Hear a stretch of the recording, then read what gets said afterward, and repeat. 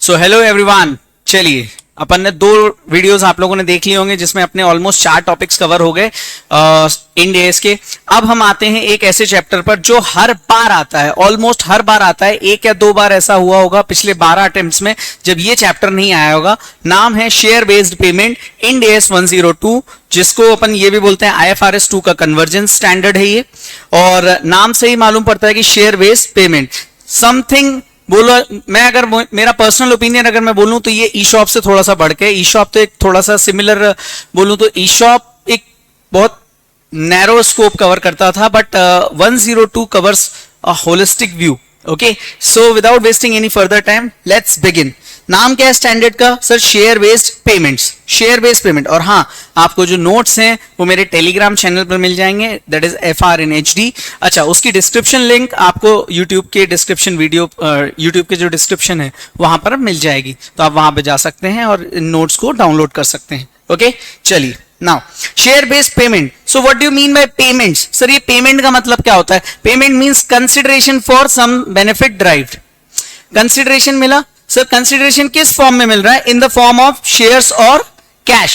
Okay, shares अकेला पहले होता था, याद करना, गाइडेंस नोट 19 होता था जो हम सीए इंटरमीडिएट में पढ़ते थे, that was employee stock option scheme. वो कवर करता था पहले ईशॉप की अकाउंटिंग, बट यहां ईशॉप तो कवर हुआ ही, साथ ही साथ other than consideration, other than share capital में हो रहा है, अदर देन शेयर्स के फॉर्म में हो रहा है, तो भी यहां पर 102 में कवर होगा। लेकिन याद रखना सर, पेमेंट किस में होगा? या तो शेयर्स में या फिर कैश में, या दोनों में भी हो सकता है, ये चलेगा। बट वैल्यू जो पेमेंट होने वाला है उसकी वैल्यू किस पे बेस्ड होगी? तो that will be depending on shares. Okay, so payment in shares और payment in cash, but value based on shares, तो वैल्यू बेस्ड ऑन शेयर्स ही होगी। चलिए, तो what do you mean by share based payments? It is an agreement between company और an individual और company including its employees but excluding shareholders. Company के साथ साथ कंपनी अपने किसी इंडिविजुअल से ट्रांजैक्शन कर रही है, एग्रीमेंट कर रही है, या फिर कंपनी खुद के एम्प्लॉयज के साथ ऐसा एग्रीमेंट कर सकती है, but other than the share holders. Sir क्या हो रहा है कि भैया ये इंडिविजुअल बदले में कंपनी को या तो कोई गुड्स और सर्विसेज देगा, या ये कंपनी इसके एम्प्लॉयज इनको कोई गुड्स और सर्विसेज देंगे। देखिए, इंडिविजुअल जो होगा वो ऑब्वियसली गुड्स देगा या कोई सर्विस देगा, बट ये जो एम्प्लॉई है ये सिर्फ सर्विस दे रहा होगा। Got it? अच्छा, बदले में कंपनी उनको पेमेंट तो करेगी। अब फ्री में तो कोई काम करेगा नहीं, फ्री में कोई काम नहीं करेगा, तो बदले में कंपनी क्या पे करेगी? Share based payments, payments in shares और cash based on the value of shares. Sir what will be the general entry of the above transaction? तो जनरल एंट्री की बात करूं तो गुड्स और service account debit to share based payment, that is bank और cash और shares. Value, first preference value of goods और services, second preference value of equity. ठीक है सर, ये तो थोड़ा थोड़ा समझ में आया। इसके अलावा क्या होगा सर? जब अपन पेमेंट कर रहे हैं तो कंपनी या तो पेमेंट इमीडिएटली करेगी या फिर थोड़ा सा बाद में पेमेंट करेगी। जब कंपनी अपने एम्प्लॉइज को पेमेंट कर रही होगी, it will always be deferred payment. Deferred payment मतलब कुछ टाइम पीरियड के बाद में, मतलब कंपनी को पेमेंट करना है लेकिन कंपनी आज पेमेंट नहीं करेगी, पहले एम्प्लॉइज के केस में थोड़े दिन बाद करेगी। ओके, और वो क्या करेगी? Service debit to share based payment reserve और लायबिलिटी। सर ये शेयर बेस्ड पेमेंट रिजर्व और लायबिलिटी कई बार बच्चे बहुत कंफ्यूज होते हैं, तो आप अपन चैप्टर में जैसे जैसे आगे बढ़ेंगे ना तो अपने को समझ में आएगा कि कब शेयर बेस्ड पेमेंट रिजर्व आएगा और कब शेयर बेस्ड पेमेंट लायबिलिटी आएगी। ओके, नाउ ये जो सर्विस है इसकी value of service will be value of shares, that is the cash payment, और value of options including equity shares. Sir अगर इमीडिएट पेमेंट हुआ तो? सर इमीडिएट पेमेंट हुआ तो गुड्स और service account debit to equity based on the value of goods और services, else on shares. ठीक है, याद रखना दोस्तों, एक fair value of options, fair value of option जो कंपनी शेयर्स दे रही है शेयर बेस्ड पेमेंट एग्रीमेंट के तहत, कंपनी जो शेयर्स देगी उसकी fair value of option will not be equal to intrinsic value of the shares. याद रखना हमेशा के लिए। ओके सर, ये तो ओवरऑल मैंने आपको थोड़ा सा एक छोटा सा इंट्रोडक्शन दे दिया कि what is this share based payment. हाँ, हालांकि चूंकि ये रिवीजन है तो मैं रेकमेंड करूंगा कि आपने ऑलरेडी एक बार पहले किसी से पढ़ के रखा होगा, खुद से या किसी टीचर से, उसके बाद ये रिवीजन देखिएगा। Share based payment Ind AS 102 कहां कहां एप्लीकेबल नहीं होगा? तो sir shares issued to share holders, that is bonus और राइट इशू अगर हो रहा है तो, settlement of financial liability that is Ind AS 32 and 109, business combination 103, इन तीन जगहों पर शेयर बेस्ड पेमेंट एप्लीकेबल नहीं होगा, इंड एस 102 एप्लीकेबल नहीं होगा। हमें इस चैप्टर में क्या क्या पढ़ना था? तो सर हमें पढ़ना था share based payment with employees और share based payment with others. Share based payment with employees की अगर मैं बात करूं तो उसके अंदर आ जाता है एक इक्विटी सेटल्ड ऑप्शन, जिसको अपन बचपन में पढ़ते थे ESOP, it is nothing but the employee stock option scheme वाला, जिसको हम बोलते हैं इक्विटी सेटल्ड ऑप्शन। इसके बाद एक आता है कैश सेटल्ड ऑप्शन, जहां कैश सेटलमेंट होता है, उसको अपन बोलते हैं स्टॉक अप्रिसिएशन राइट, जिसको कई बार SAR सार भी बोलते हैं अपन। और एक होता है कैश और equity settled with cash alternative, इसको अपन ये बोलते हैं। ये नाम है इसके, और ये मैंने आपको बताया किस केस में होंगे, share based payment with employees. Share based payment with others में कई सारे केस हैं, उसको अपन सेपरेटली अलग से लेंगे। तो सबसे पहले अपन स्टार्ट करते हैं revision of equity settlement option, ठीक है। स्टार्ट करने से पहले कुछ बेसिक टर्मिनोलॉजीज अपन समझ लें कि what do you mean by grant date. तो date when offer is made to employee and approve by shareholders, उसको अपन बोलते हैं ग्रांट डेट।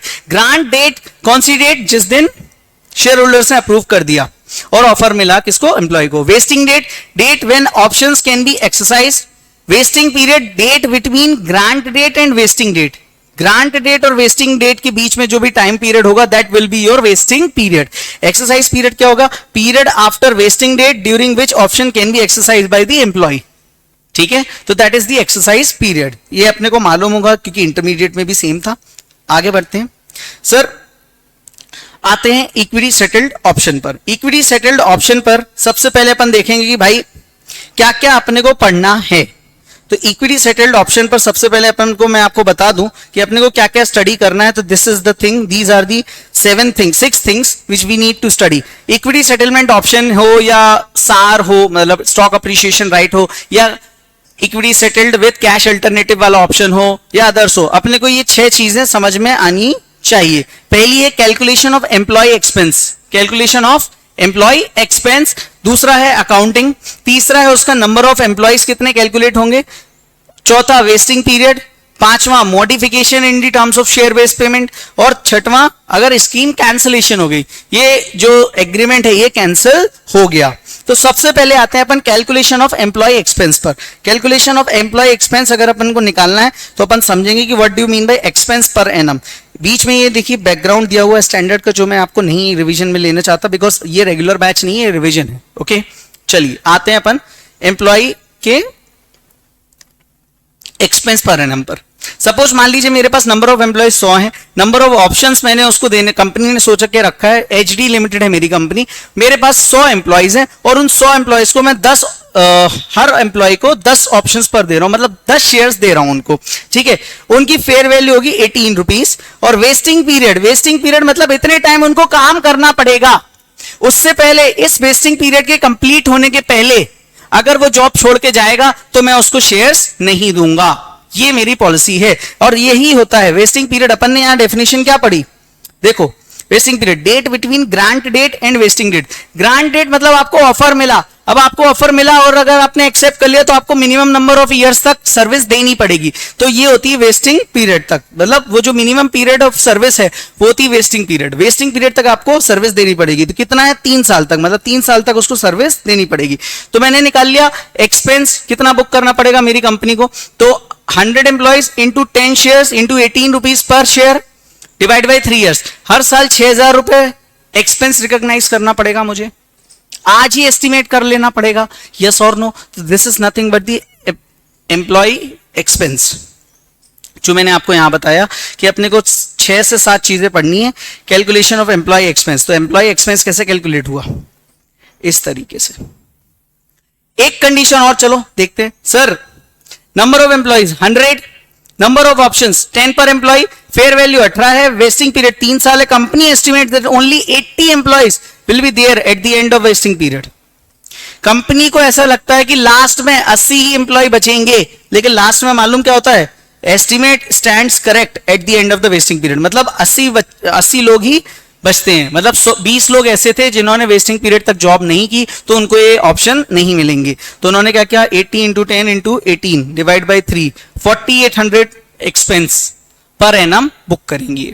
ठीक है, एक्सपेंस पर एनम में बिल्कुल गलती मत कर देना, अदरवाइज पूरा क्वेश्चन गलत हो जाएगा, ये याद रखना, आपको भी मालूम होना चाहिए। Expense should be recognised on those employees which will be there in the company on vesting date. मैंने आपको क्या बोला, वेस्टिंग पीरियड पूरा जो सर्व कर रहे हैं, वेस्टिंग पीरियड खत्म होने वाले जिस दिन खत्म होगा उसको अपन बोलते हैं वेस्टिंग डेट। वेस्टिंग डेट पर जितने एम्प्लॉइज बचेंगे उन एम्प्लॉइज को क्या मिलेगा, उन एम्प्लॉइज को मिलेंगे shares. Such employees should be estimated on the grant date और year end, year one end.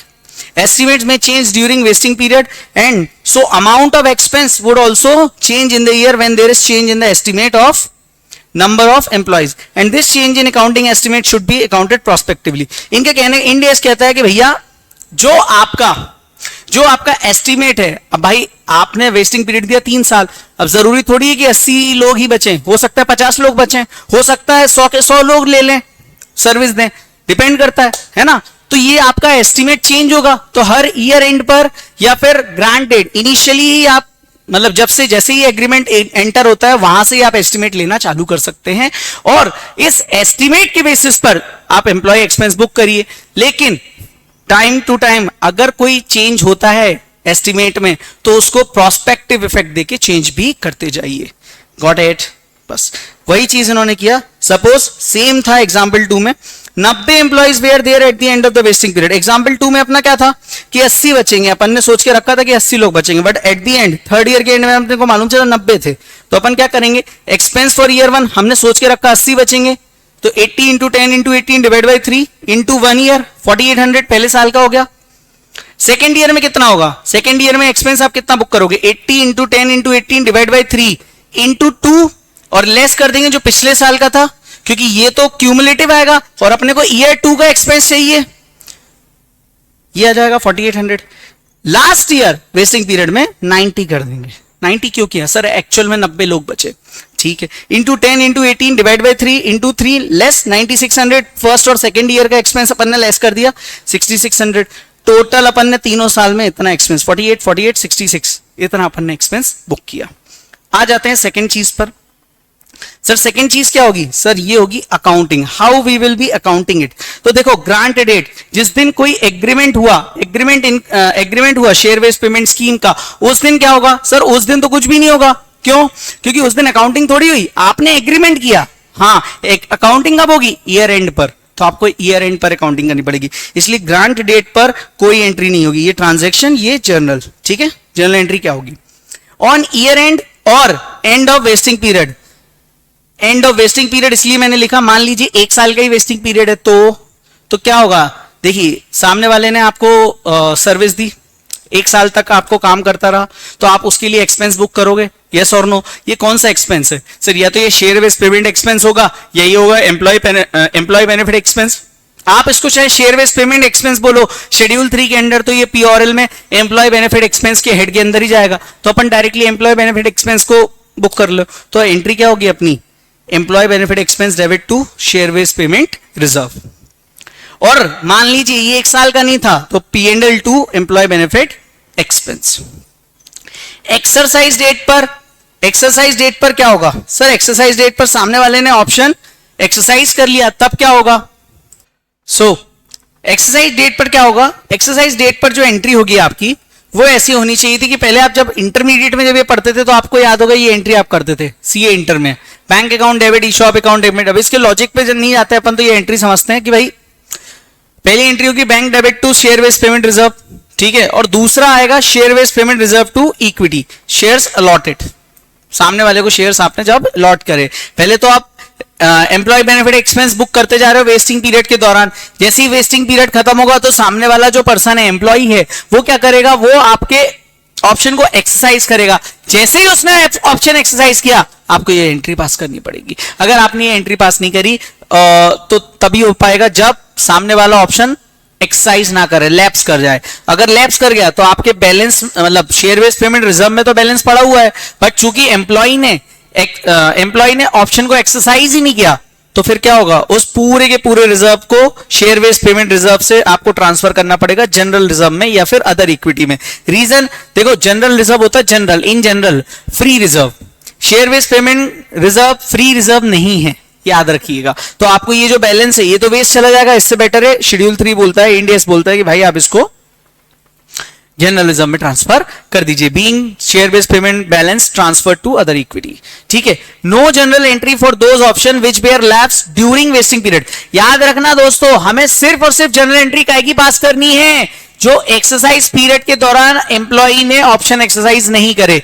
Wasting period के दौरान अगर कुछ लैप्स हुआ है उसकी कोई जनरल एंट्री नहीं होगी, बिकॉज वो अनवेस्टेड ऑप्शन हो जाएंगे। ठीक है, और in the year if expense is negative then entry for expense should be reversed. अगर किसी साल एक्सपेंस नेगेटिव हो जाए तो उसका रिवर्स एंट्री मार देने का इंड एस अलाउ करता है, एएस अलाउ नहीं करता था। पहली बात तो एएस था ही नहीं शेयर बेस्ड पेमेंट के लिए, ईशॉप के लिए, सॉरी, गाइडेंस नोट था, that was recommendatory not mandatory, और उसमें लूप होल था। अगर आप मेरे स्टूडेंट रहे होंगे या फिर मेरा वो लेक्चर यूट्यूब पे पढ़ा हुआ, आप देख सकते हो उसके लॉजिक। ठीक है, so this we are doing.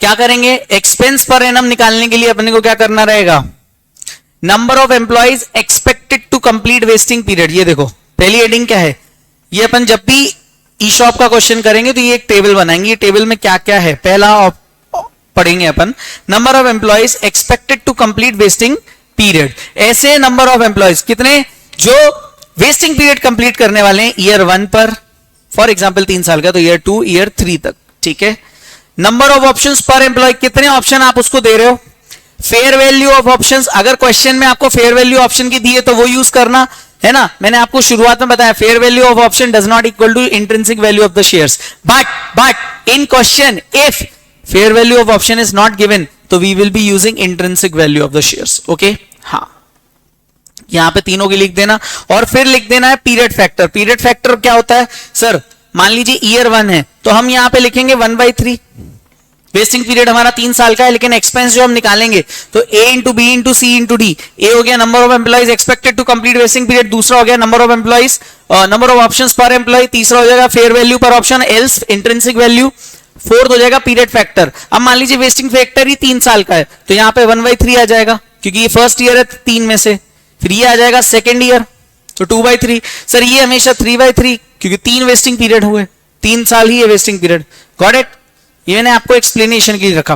फिर क्या करेंगे आप टोटल एक्सपेंस निकालने के लिए A into B into C into D, ये आ जाएगा आपका, इसमें से लेस करेंगे एक्सपेंस ऑलरेडी रिकॉग्नाइज, पहले साल तो कुछ भी रिकॉग्नाइज नहीं हुआ होगा तो यही का यही एक्सपेंस फॉर करंट ईयर हो जाएगा, बट दूसरे साल जो बी आया उसमें से ए वाला अपन को लेस करना है तो अपने को एक्सपेंस फॉर करंट ईयर मिल जाएगा, और तीसरे साल भी ऐसे ही होगा, सी वाला जो आएगा उसमें से बी वाला लेस कर देंगे तो अपने को एक्सपेंस फॉर थर्ड ईयर भी मिल जाएगा। So this is how we will be going to do the questions. Okay, आ जाते हैं मॉड्यूल में, पेज नंबर 7.96 एग्जाम्पल 34। अगर आप देखोगे तो उसमें क्या दिया हुआ था, entity issued 100 shares each of it's 200 employees 2000 employees sorry.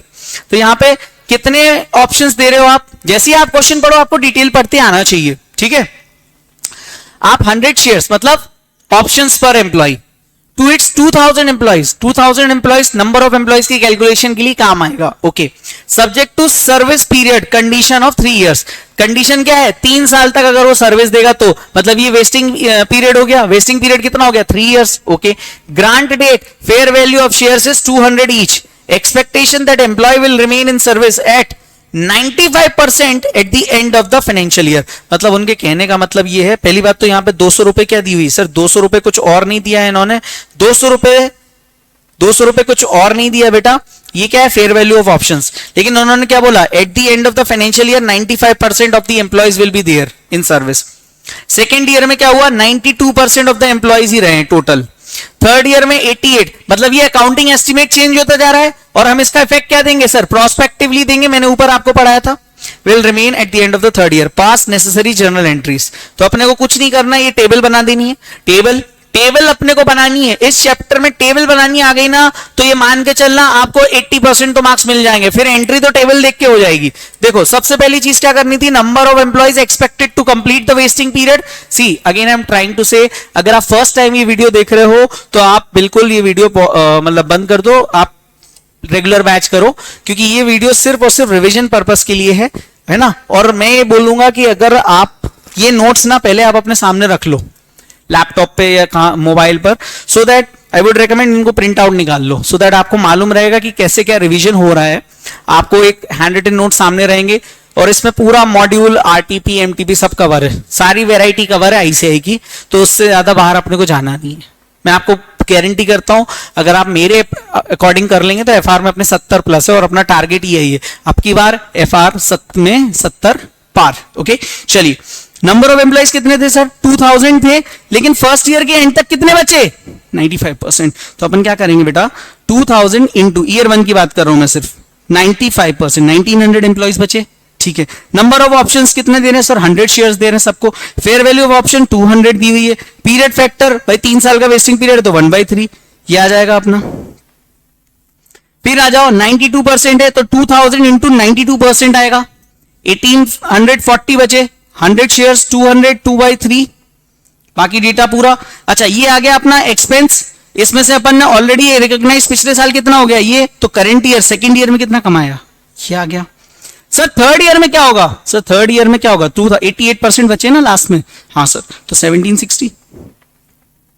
100 shares 200 और ये तो 1, इसको ये ऐसा भी लिख सकते हैं और 1। सर 1 क्यों लिख सकते हैं? क्योंकि तीसरा साल है वेस्टिंग पीरियड का और टोटल भी 3 ही साल थे, तो 1 लिख देंगे। हाँ ये क्या हो गया? Total expense. सर ये टोटल एक्सपेंस हुआ, इसमें से सेकेंड ईयर का कितना था? ओके सेकेंड ईयर तक का, सेकेंड ईयर का नहीं, सेकेंड ईयर तक का, इसमें फर्स्ट और सेकेंड दोनों इंक्लूड है। फर्स्ट और सेकेंड इन दोनों का टोटल करोगे तो भी ये आएगा, ये क्यूमुलेटिव इतना ही आएगा। ठीक है, थर्ड ईयर में अपन ने इतना एक्सपेंस बुक किया। ठीक है, आ जाएंगे जनरल एंट्री पर। ऐसे एंट्री करके मत आ जाना, ये मैंने सिर्फ अंडरस्टैंडिंग के पॉइंट ऑफ व्यू से किया है। ठीक है, पहले साल में एंट्री होगी employee benefit expense account debit to share based payment reserve. कौन सा अमाउंट? सर ये वाला। सेकेंड ईयर में ये और थर्ड ईयर में ये तीनों साल। फिर दूसरी एंट्री, ये जो एम्प्लॉय बेनिफिट एक्सपेंस बुक किया है इसको पीओरएल में शेयर सेंड करना है अपने को, तो एम्प्लॉय बेनिफिट एक्सपेंस को कहां पे भेजना है? पीएनएल में, तो PNL account debit to employee benefit expense. ठीक है, लास्ट में फिर लास्ट ईयर थर्ड ईयर कौन सा? जिस साल वेस्टिंग पीरियड खत्म हुआ, share based payment to other equity क्या आएगा? 352। सर ये 352 कहां से आया? ये टोटल एक्सपेंस, टोटल तीनों सालों का टोटल करोगे तो आपको मिलेगा 352। आप चाहो तो कैलकुलेटर पे चेक कर सकते हो। This was the question. इस तरह से अपने को क्वेश्चन करने हैं। आई होप यहां तक में जो मैंने आपको कॉन्सेप्ट्स बताए 20-22 मिनट में, ये आपको ध्यान रहेंगे। अब अपन आते हैं यहां पर अपने को सीखना क्या क्या था। मैंने अभी तक आपको एम्प्लॉय एक्सपेंस सिखाया और उसकी अकाउंटिंग बता दी। अब आते हैं नंबर ऑफ एम्प्लॉयज के केसेस पर। नंबर ऑफ एम्प्लॉयज के केसेस अपने को समझने पड़ेंगे, तो उसके लिए मैंने आपको कुछ एग्जांपल्स यहां पे करवाए हुए थे, याद होगा आपको। Calculation of employees, to calculate employee benefit expense we consider number of employees expected to complete the vesting period, not the actual number of employees who are eligible under the scheme at the end of every year. At the end of the year last में कितने बच रहे हैं, third year में देखेंगे वो कितने बचेंगे, लेकिन हर साल के एंड में एक्चुअल नहीं, हम अपनी एक्सपेक्टेशन देखेंगे इनिशियली। तो क्या होगा, मान लीजिए नंबर ऑफ एम्प्लॉयज 500 है, वेस्टिंग पीरियड है 3 साल का, वेस्टिंग पीरियड 3 साल का है और केस नंबर 1 बोलता है number of employees to leave over vesting period be 20%। हर साल 20% लोग छोड़ के जाएंगे, तो हर साल हम अपना नंबर ऑफ एम्प्लॉयज कितना करेंगे? 500 लेस 20%, 20%, 20%, खत्म हुआ। Is that clear? तो ईयर 1 पे 400 एम्प्लॉयज होंगे, 2 पे भी 400, 3 पे भी 400। Is that clear? हाँ sir. Sir case number 2, case number 2 में क्या था? केस नंबर 2 में था कि number of employees expected to leave in vesting period are 20% per annum. Per annum मतलब हर साल 20% जा रहे हैं, ओवरऑल 20% नहीं जा रहे हैं, हर साल 20% जा रहे हैं। तो ये देखो 500 लेस 20% तो 400। अब अगले साल 400 ही बचे, लेस 20% 320, फिर 20% लेस किया 256, लास्ट में अपने पास 256 बचे। कई बार ऐसा भी हो सकता है जैसे कि नवंबर 23 के एग्जाम में अगर आप देखोगे तो आपको ईयर 1 ईयर 2 के नहीं दिए थे, फाइनल ईयर जो वेस्टिंग पीरियड था उस साल में कितने एम्प्लॉय एंड में बचे, तो वहां से अपने को रिवर्स कैलकुलेशन भी करते आना चाहिए। गॉट इट जी। Case number 3, number of employees expected to leave in vesting period equals to 20% per annum Actual forfeitures in year 1 15%, year 2 20%, number of employees at the end of year 3 is 380. इन्होंने जो number of employees at the year end दिए हुए हैं ये accurate information दी है. Vesting period, जो vesting period है उसके जो लास्ट में एम्प्लॉयज दिए हुए हैं वो तो अपने को एक्यूरेट यूज कर लेने चाहिए 380. ठीक है, आते हैं अपन हर साल कितने जा रहे हैं 20%. कितने साल हैं 3 साल हैं सर. पहले साल 15 20 ये एक्चुअल है. एक्चुअल से अपने को लेना देना नहीं है. याद रखना हमें सिर्फ एस्टिमेटेड एक्सपेक्टेशन जो हमारी है उस पे चलना है. तो 500 लेस 20% 20% 20% 256. यहां भी 20% 20% 20% 256 आ जाएगा. Whenever data given in percentage we will calculate it on the basis of estimation. ये आप एग्जांपल देख सकते हो. 4 5 6 एग्जांपल हैं. लास्ट में मैंने आपको बताया कि आपको करना क्या है एक्चुअल में. तो अगर मैं आपको बोलूं रिवीजन पॉइंट ऑफ व्यू से, क्योंकि मैं हर एक एग्जाम्पल डिस्कस नहीं कर सकता, हर एक कंसेप्ट को मैं ऊपर से बता सकता हूं, लेकिन ओवरऑल इन ऑल समरी में अगर आपको बता दूं, बिकॉज अपने और मेरे और आपके पास इतना टाइम नहीं है कि अपन एक एक चीज को डिस्कस कर सके सिंस इट्स अ रिवीजन. तो क्वेश्चन पे देखना, क्वेश्चन डिटरमाइन करेगा कि क्या करना है. क्वेश्चन में स्पेसिफाई व्हाट?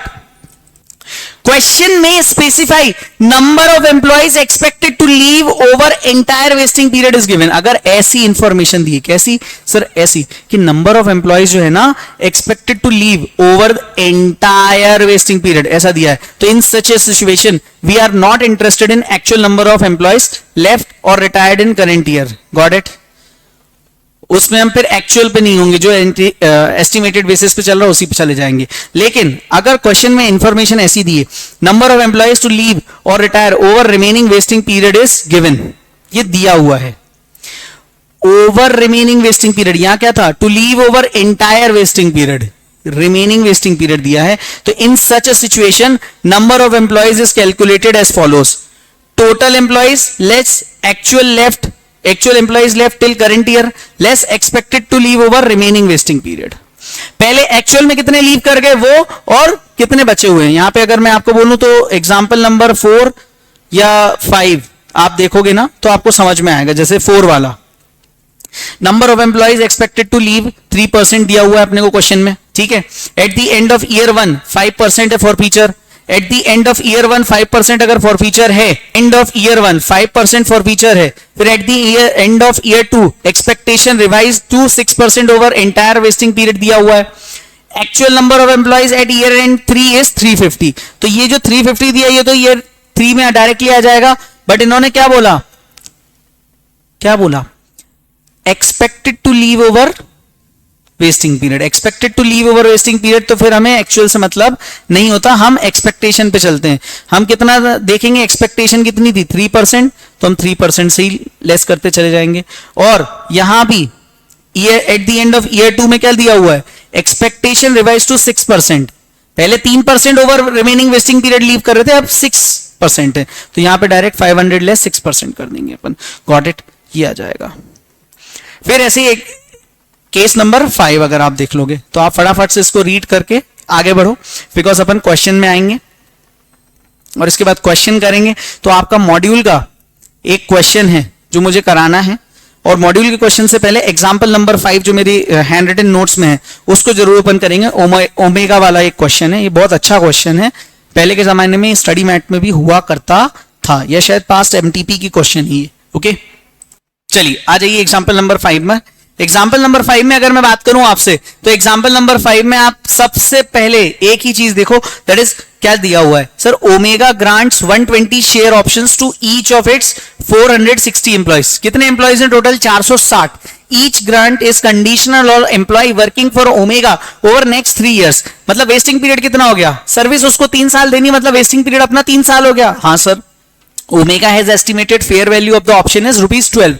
12 रुपए fair value of the option है. ठीक है. Omega estimates that 25% of the employees will leave during 3 years period, that is entire wasting period, so forfeit their rights to their option. लेकिन साथ में उनके additional information दी है कि in year 1 25 employees leave and Omega revise its estimate of total leave over 3 year period from 25% to 20%. ठीक है. In year 2 another 22 employees leave, Omega revises its estimate of total leave over 3 years period from 20 to 15%, or in year 3 further 13 employees leave. Calculate amount to be recognized for services received and generalize. Generalize मतलब journal entry भी पास करनी है. तो अपन क्या करेंगे, देखो सबसे पहले क्या था, एस्टिमेट क्या था, कितने, कि भाई 25% एम्प्लॉय छोड़ेंगे, लेकिन ईयर 1 में एक्चुअल में उन्होंने क्या बोल दिया लास्ट में, 25% भी बोला, साथ ही साथ क्या बोला, एंटायर रिमेनिंग वेस्टिंग पीरियड बोला, और एस्टिमेट फर्स्ट ईयर के एंड में चेंज भी कर दिया, 20% कर दिया. तो 460 लेस 20% कर देंगे तो अपने को नंबर ऑफ एम्प्लॉयज आ जाएंगे बेटा अपने, दैट इज 360. ठीक है. देन क्या हुआ, नेक्स्ट ईयर ये 20% से 15% कर दिया इन्होंने, तो 460 लेस 15%. और लास्ट में 13 एम्प्लॉयज लीव है. तो आप याद रखना आपके actual number of, last year में हमेशा जो भी एक्चुअल होगा वही लेना पड़ेगा. तो लास्ट ईयर में आप क्या करोगे, सर आपके पास टोटल थे 460, जिसमें से 25 लीव करे फर्स्ट में, 22 लीव करे सेकंड में, और 13 लीव करे थर्ड में. तो इससे आपका थर्ड ईयर का आ जाएगा. Is that clear? तो आपके पास टोटल ये आ गया 368, 391, 400. अब आपके पास नंबर ऑफ ऑप्शंस हर साल 120 थे, फेयर वैल्यू 12 रुपए थी, और पीरियड फैक्टर 1/3, 2/3, 3/3. फटाफट से निकाल लोगे आप ऑप्शन. और एंट्रीज वही है जो अपन ने इससे पहले वाले एग्जांपल में दिखा, employee benefit expense to share based payment reserve, P&L to employee benefit expense. इस तरह से एग्जाम में मत करके आ जाना दादा, हाथ जोड़ रहा हूं, इस तरह से एग्जाम में मत करके आना. रीजन बहुत क्लियर मैं बोलूं, रीजन ये है कि भाई आपको जर्नल एंट्री करनी है, तो जर्नल एंट्री का पूरा फॉर्मेट और प्रॉपर नरेशन लिख के आना है, ये सिर्फ अंडरस्टैंडिंग पॉइंट ऑफ व्यू से. और लास्ट में share based payment to equity, जैसे ही वेस्टिंग पीरियड खत्म होगा. Is that clear to you guys? Okay, चलो आगे बढ़ते हैं अगले एग्जाम्पल पर. चलिए, तो आगे का जो अपना एग्जाम्पल है, example number 6 of my notes, that is at the beginning of the year 1 an entity grants 300 options. मैं अपने को जो मेरे को लगता है वो क्वेश्चंस मैं आपको यहीं पे डिस्कस कर लूंगा. इसमें क्या था, 300 ऑप्शंस दिए हैं 1000 एम्प्लॉइज को, कॉन्ट्रेक्चुअल लाइफ 6 इयर्स है. इसमें वेस्टिंग प्लस एक्सरसाइज पीरियड दोनों दिए. सर वेस्टिंग पीरियड कितना है, 3 साल, एक्सरसाइज पीरियड है 3 साल, एक्सपेक्टेड लाइफ 5 इयर्स है. ओके, एक्सरसाइज प्राइस कितनी है, 50, मार्केट प्राइस है 50, expected for features per annum 3%, per annum मतलब पर ईयर 3% है expected for feature. Expected for feature अगर 3% है पर ईयर, तो अपन को हर साल 3% लेस करना पड़ेगा. Fair value of the option 15, हमें इसी से मतलब है. Actual forfeiture during year 1 5%, at the end of year 1 entity still expects that it will have to forfeit 3% per year over remaining vesting period. During year 2, management expects that the rate of forfeiture will increase up to 6% over the entire remaining vesting period. 840 employees have actually completed 3 years wasting period. तो देखो 840 तो आपको सीधे सीधे दिख जाएगा. ठीक है, इनिशियली आपके पास कितने एम्प्लॉइज को आपने ऑफर दिया था, 1000 को. पहले साल में कितना परसेंटेज था, सर 3% था per annum over entire vesting period. तो हर साल 3% को लेस करते चले जाओ, सिंपल. फिर क्या दिया उन्होंने, एक्सपेक्टेशन को 6% कर दिया 3% की जगह पे. तो आपने क्या किया, सर 1000 लेस 6%, 6%, 6%, और लास्ट में तो आपको 840 दिया हुआ है, तो वो ठीक है. या फिर यहां पे एक्चुअल नंबर ऑफ एम्प्लॉयज दिए होते तो वो भी आप निकाल सकते थे. Is that clear? हाँ सर. अगेन 15 की फेयर वैल्यू है, 300 ऑप्शन पर सबको दिए हैं, पीरियड फैक्टर 3 साल का है, निकाल लो, आसान है. और फिर इसके बाद जनरल एंट्री भी आप खुद से पास कर सकते हो, ऑल्दो सिंपल है, 3 तो जनरल एंट्री आएंगी. हाँ सर, ये चैप्टर बहुत इंपॉर्टेंट है. अब आते हैं अपन, अपना ये कंसेप्ट खत्म हो गया एम्प्लॉय की कैलकुलेशन का. आगे बढ़ते हैं अपन vesting period. Vesting period depend करेगा बेटा ये चार्ट पर. इस चार्ट में 2 चीजें दी हैं. Vesting period will depend on vesting condition और non vesting condition. Sir vesting condition क्या होती है और नॉन वेस्टिंग कंडीशन क्या होती है समझते हैं. सर लेकिन इन दोनों पे ही डिपेंड करेगा क्या, वेस्टिंग पीरियड. ओके, चलो समझते हैं थोड़ा सा क्या है ये वेस्टिंग कंडीशन. क्या होती है वेस्टिंग कंडीशन? 2 तरीके की हो सकती है, या तो सर्विस कंडीशन होगी या फिर परफॉर्मेंस कंडीशन. ये क्या होती है सर, वेस्टिंग कंडीशन. सर इसमें क्या होता है, या तो आपको मिनिमम नंबर ऑफ इयर्स तक सर्विस देनी पड़ेगी being an employee to complete the vesting period, या फिर आपको कोई टारगेट दिया गया है, वो टारगेट अचीव करा दो. Minimum number of years of service नहीं देनी, मत दो. मान लो आपके एग्रीमेंट में कंपनी ने आपको ऐसा बोल दिया कि भाई साहब आपको ना मार्केट वैल्यू इतनी कर पहुंचानी है कंपनी की, तो ये आपको एक टारगेट मिल गया, तो it is nothing but the performance. आपको उस टारगेट अचीव करने के लिए परफॉर्म करना पड़ेगा, तो परफॉर्मेंस कंडीशन। ओके सर, अगर सर्विस कंडीशन है, ये क्या होती है? Under this employee has to stay करना पड़ेगा एम्प्लॉय को with the company for certain number of years. Sir certain number of years कितने? सर जो एग्रीमेंट में लिखे होंगे। तो ये होती है सर्विस कंडीशन वेस्टिंग कंडीशन के अंदर। परफॉर्मेंस कंडीशन दो तरीके की, या तो होगी नॉन मार्केट बेस्ड या होगी market based. Non market based मतलब इंटरनल चीजें। टारगेट क्या मिलेगा कि भाई साहब इंक्रीज इन सेल्स, कंपनी की इंटरनल बात है। इंक्रीज इन प्रॉफिट, इंटरनल काम है। इंक्रीज इन ईपीएस, इंटरनल बात है। डिक्रीज इन कॉस्ट, हाँ कॉस्ट इतनी रिड्यूस करवा दो, ओके ये आपका टारगेट है। Vesting period is based on the target, hence vesting period is estimated as to when the target will be achieved and expense is recognised on estimated vesting period. बस this vesting period is reviewed and revised at every year. क्यों? क्योंकि sir आपने target दिया है, आपने कोई fix number of years नहीं करे, फिक्स नंबर ऑफ ईयर्स नहीं करे, तो इसका मतलब आपको हर साल चेक करना पड़ेगा कि वो टारगेट अचीव हुआ है कि नहीं हुआ है। सर अगर वो टारगेट अचीव हो गया तो ही आप सामने वाले को शेयर्स दोगे, अदरवाइज नहीं दोगे, अपने एम्प्लॉय को शेयर्स दोगे। अभी हम जितनी भी चीजें पढ़ रहे हैं ना, सारी की सारी इक्विटी सेटल्ड ऑप्शन के बेसिस पे पढ़ रहे हैं। सर मार्केट कंडीशन क्या होती है? मार्केट बेस क्या होता है? तो target is set like increase in market price of the shares. Market price of the shares ये इंटरनल बात नहीं है, ये बहुत सारे अदर फैक्टर्स भी कंसिडर होते हैं, तो मार्केट बेस्ड कंडीशन है। Under this company estimates vesting period and expense as recognised over entire vesting period. If actual vesting period, हमने सोचा कि भाई मान लो संस्कार करके एक एम्प्लॉय है मेरा मेरी कंपनी में, तो मैं being the board of director हमने बात करी संस्कार से कि भाई ठीक है तेरे को हम ना शेयर्स देंगे एक्स्ट्रा, लेकिन तू एक काम कर, हमारी जो कंपनी का शेयर्स का वैल्यू है, मार्केट प्राइस है जो शेयर की, वो अभी आज की डेट में 1000 रुपए पर शेयर है, तो इसको 2500 पर शेयर करा दे और मैं तेरे को टाइम देता हूं 3 साल का। अब संस्कार को 3 साल का टाइम मिला, 3 साल के अंदर उसको मार्केट प्राइस 2500 तक पहुंचानी है। पहुंचानी कितनी है? 3 साल तक। मैंने सोच के रखा 3 साल तक में काम हो जाएगा, तो ठीक है। अब क्या हुआ, एक्चुअल में जो वेस्टिंग पीरियड था ना वो 3 साल था। सॉरी, एक्चुअल में ना उसने 2 साल में ही कर दिया। एक्चुअल वेस्टिंग पीरियड मतलब सॉरी 2 इयर्स में ही संस्कार ने 2500 रुपए मार्केट प्राइस पहुंचा दी। तो क्या हो गया? Actual vesting period is less than estimated vesting period. Estimated मतलब हमने कितना सोचा था? 3 साल का टाइम दिया था संस्कार को कि मार्केट प्राइस बढ़ानी है, बट यहां उसने 2 साल में ही काम कर दिया। तो फिर entire remaining expense will be recognised in the last year of actual vesting period. मतलब जो सेकेंड ईयर है उसी साल हम सारा का सारा एम्प्लॉय एक्सपेंस बुक कर देंगे। यूजुअली क्या करते थे हम? पूरे वेस्टिंग पीरियड में पीरियड फैक्टर करते थे 1/3, 2/3, 3/3। अब मान लो सेकेंड ईयर में ही उसने कंप्लीट कर दिया तो 2/2 कर देंगे उसको, खत्म। थर्ड ईयर होगा ही नहीं फिर। Is that clear to everyone? Okay sir, हमने कितना दिया था? 3 साल, उसने लगाए 4 साल।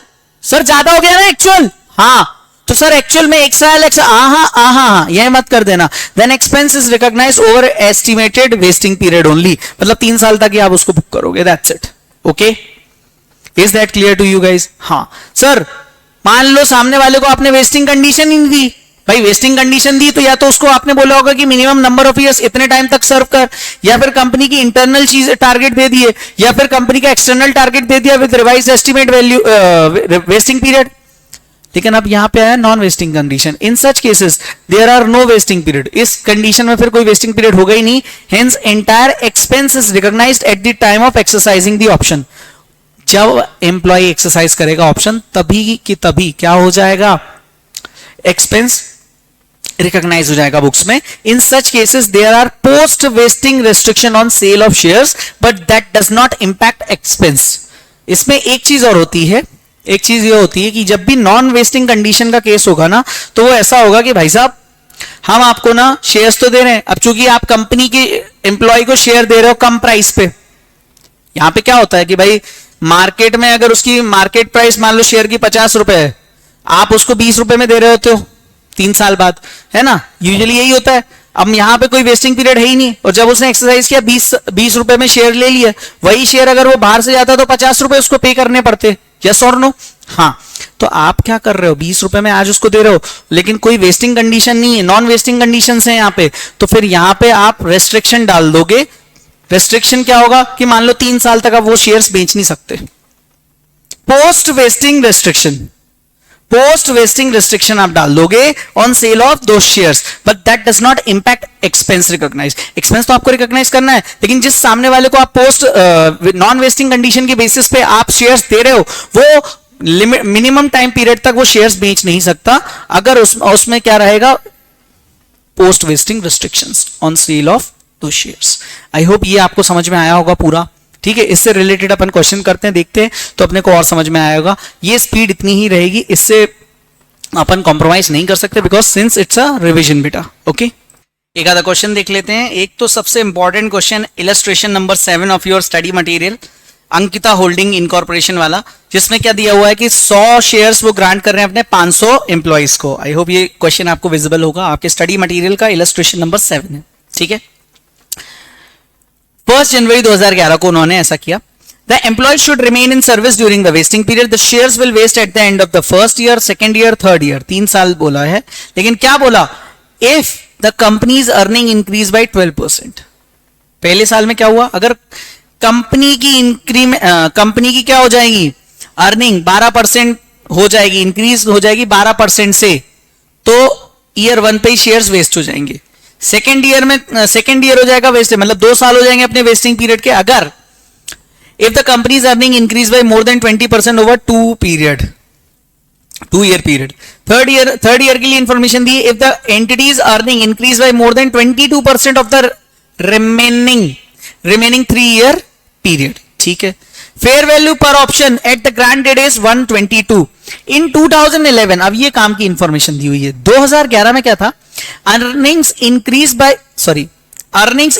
बाय 10%। अपने को कब मान लेना था कि वेस्टिंग पीरियड 1 ईयर हो जाएगा, जब अर्निंग कितनी 12% से बढ़ती, लेकिन क्या बढ़ी नहीं सर, 10% से ही बढ़ी, इसका मतलब ईयर 2 तक का वेट किया जाएगा। 29 एम्प्लॉइज लेफ्ट द ऑर्गेनाइजेशन। ठीक है, company expect that the shares will vest at the end of the year 2012, क्योंकि 2011 में स्टार्ट हुआ तो 2012 में खत्म होगा।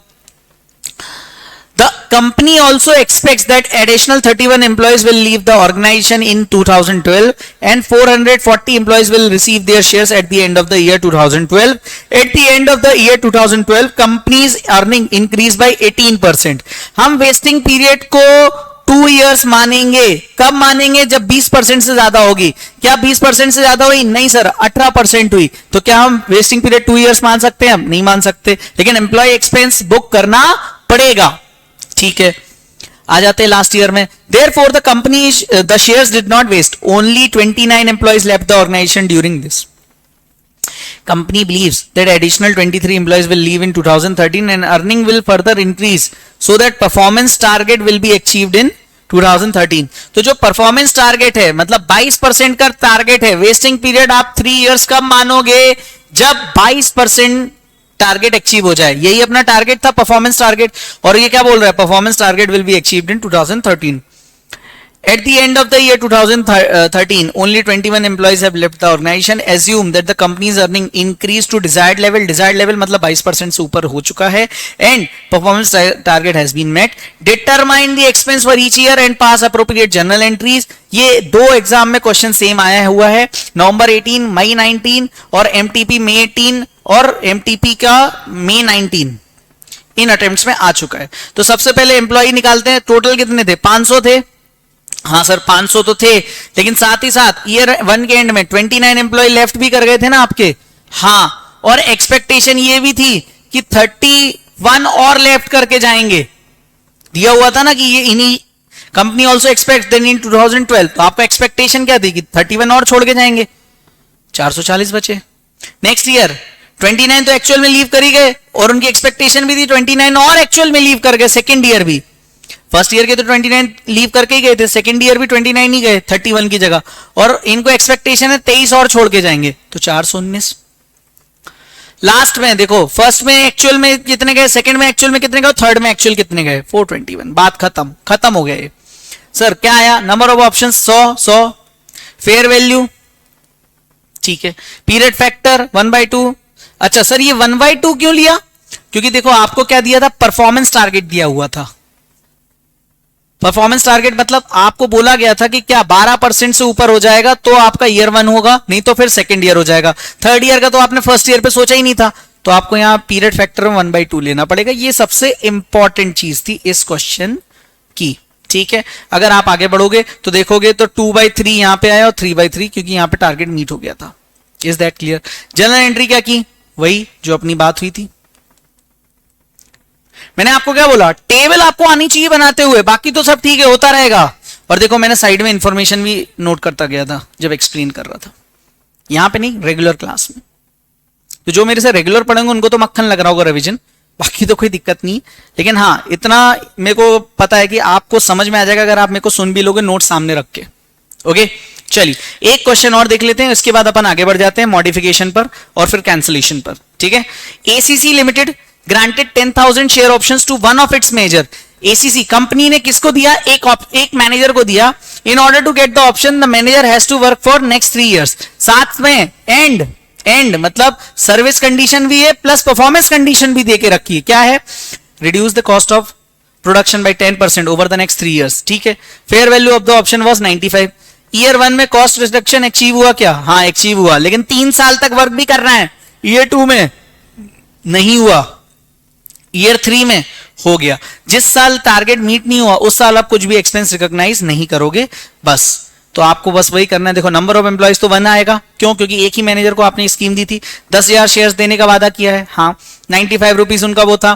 फर्स्ट ईयर में तो 1/3 आ जाएगा, लेकिन सेकेंड ईयर में 0, क्यों? क्योंकि आपका टारगेट मीट नहीं हुआ, टारगेट डिडंट मेट। आपको 10% से कम करना था, क्या कम हुआ? नहीं सर 8% ही हुआ, तो नहीं हुआ मीट, तो ये 0 हो जाएगा। और अच्छा लेस एक्सपेंस ऑलरेडी रिकॉग्नाइज, इसको भी आप रिवर्स करना पड़ेगा आपको। और फिर बाद में थर्ड ईयर में पूरा 10% achieve, third year last year था वेस्टिंग पीरियड का, तो उसको भी आपने अचीव कर लिया। तो ये आपको एक्सपेंस रिकॉग्नाइज करना था, गॉट इट। इसके बाद मैं आपको बोलूं और तो कुछ नहीं था इसमें, बस यहां पर रिवर्स एंट्री करनी है आपको। याद है मैंने इनिशियली बता दिया था अगर फिगर नेगेटिव है तो आपको रिवर्स एंट्री मारनी है, बस। आगे बढ़ते हैं इसमें।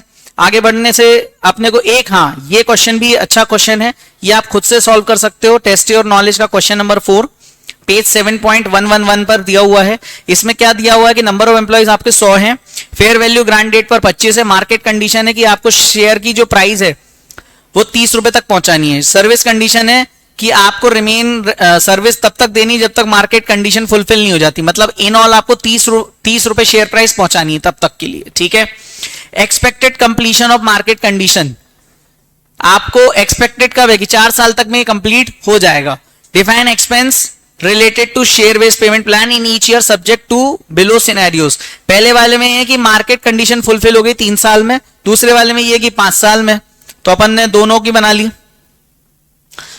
पहले वाले में 3 साल जिसमें मान रहे थे, अपनी एक्सपेक्टेशन क्या थी? 4 साल, तो 1/4 2/4, लेकिन 4 साल एक्सपेक्टेशन थी, एक्चुअल क्या हुआ? 3, तो तीसरे साल ही अपन सारा बुक कर देंगे, खत्म। ओके ऐसा 4 साल एक्सपेक्टेशन थी लेकिन एक्चुअल में 5 साल लग गए, तो 5th ईयर कुछ भी नहीं जाएगा, अपन तो सिर्फ 4 साल ही बुक करेंगे। क्यों? अपनी एक्सपेक्टेशन कितनी थी? हाँ, तो यहां पर अपने को एक्सपेक्टेशन याद रखना। ये जो मैंने आपको चार्ट बताया ना, इस चार्ट से बाहर कहीं नहीं जाना है अपने को, बस इस चार्ट से बाहर कहीं जाना ही नहीं है। I hope you are getting my point. चलिए अब आ जाते हैं मॉडिफिकेशन पर। मॉडिफिकेशन समझने के लिए अपने को ये थ्योरी समझनी पड़ेगी, बहुत जरूरी है, इसको समझना बहुत इंपॉर्टेंट है। मॉडिफिकेशन के क्वेश्चंस कई बार एग्जाम में आते हैं। मॉडिफिकेशन क्या होता है? Sir change in the terms of share based payment scheme offered to employee by the company. Modification क्यों होता है? भाई fair market value of the shares are decreasing during vesting period, then employee will lose the interest. भाई आपके share, आप share based payment scheme का crux अगर मैं बात करूं तो क्रक्स क्या है आप मुझे बताओ। क्रक्स तो यही है ना कि सामने वाला जो एम्प्लॉय है वो आपकी कंपनी की शेयर्स में इंटरेस्टेड कब होगा, जब उसकी मार्केट प्राइस बढ़ती रहेगी।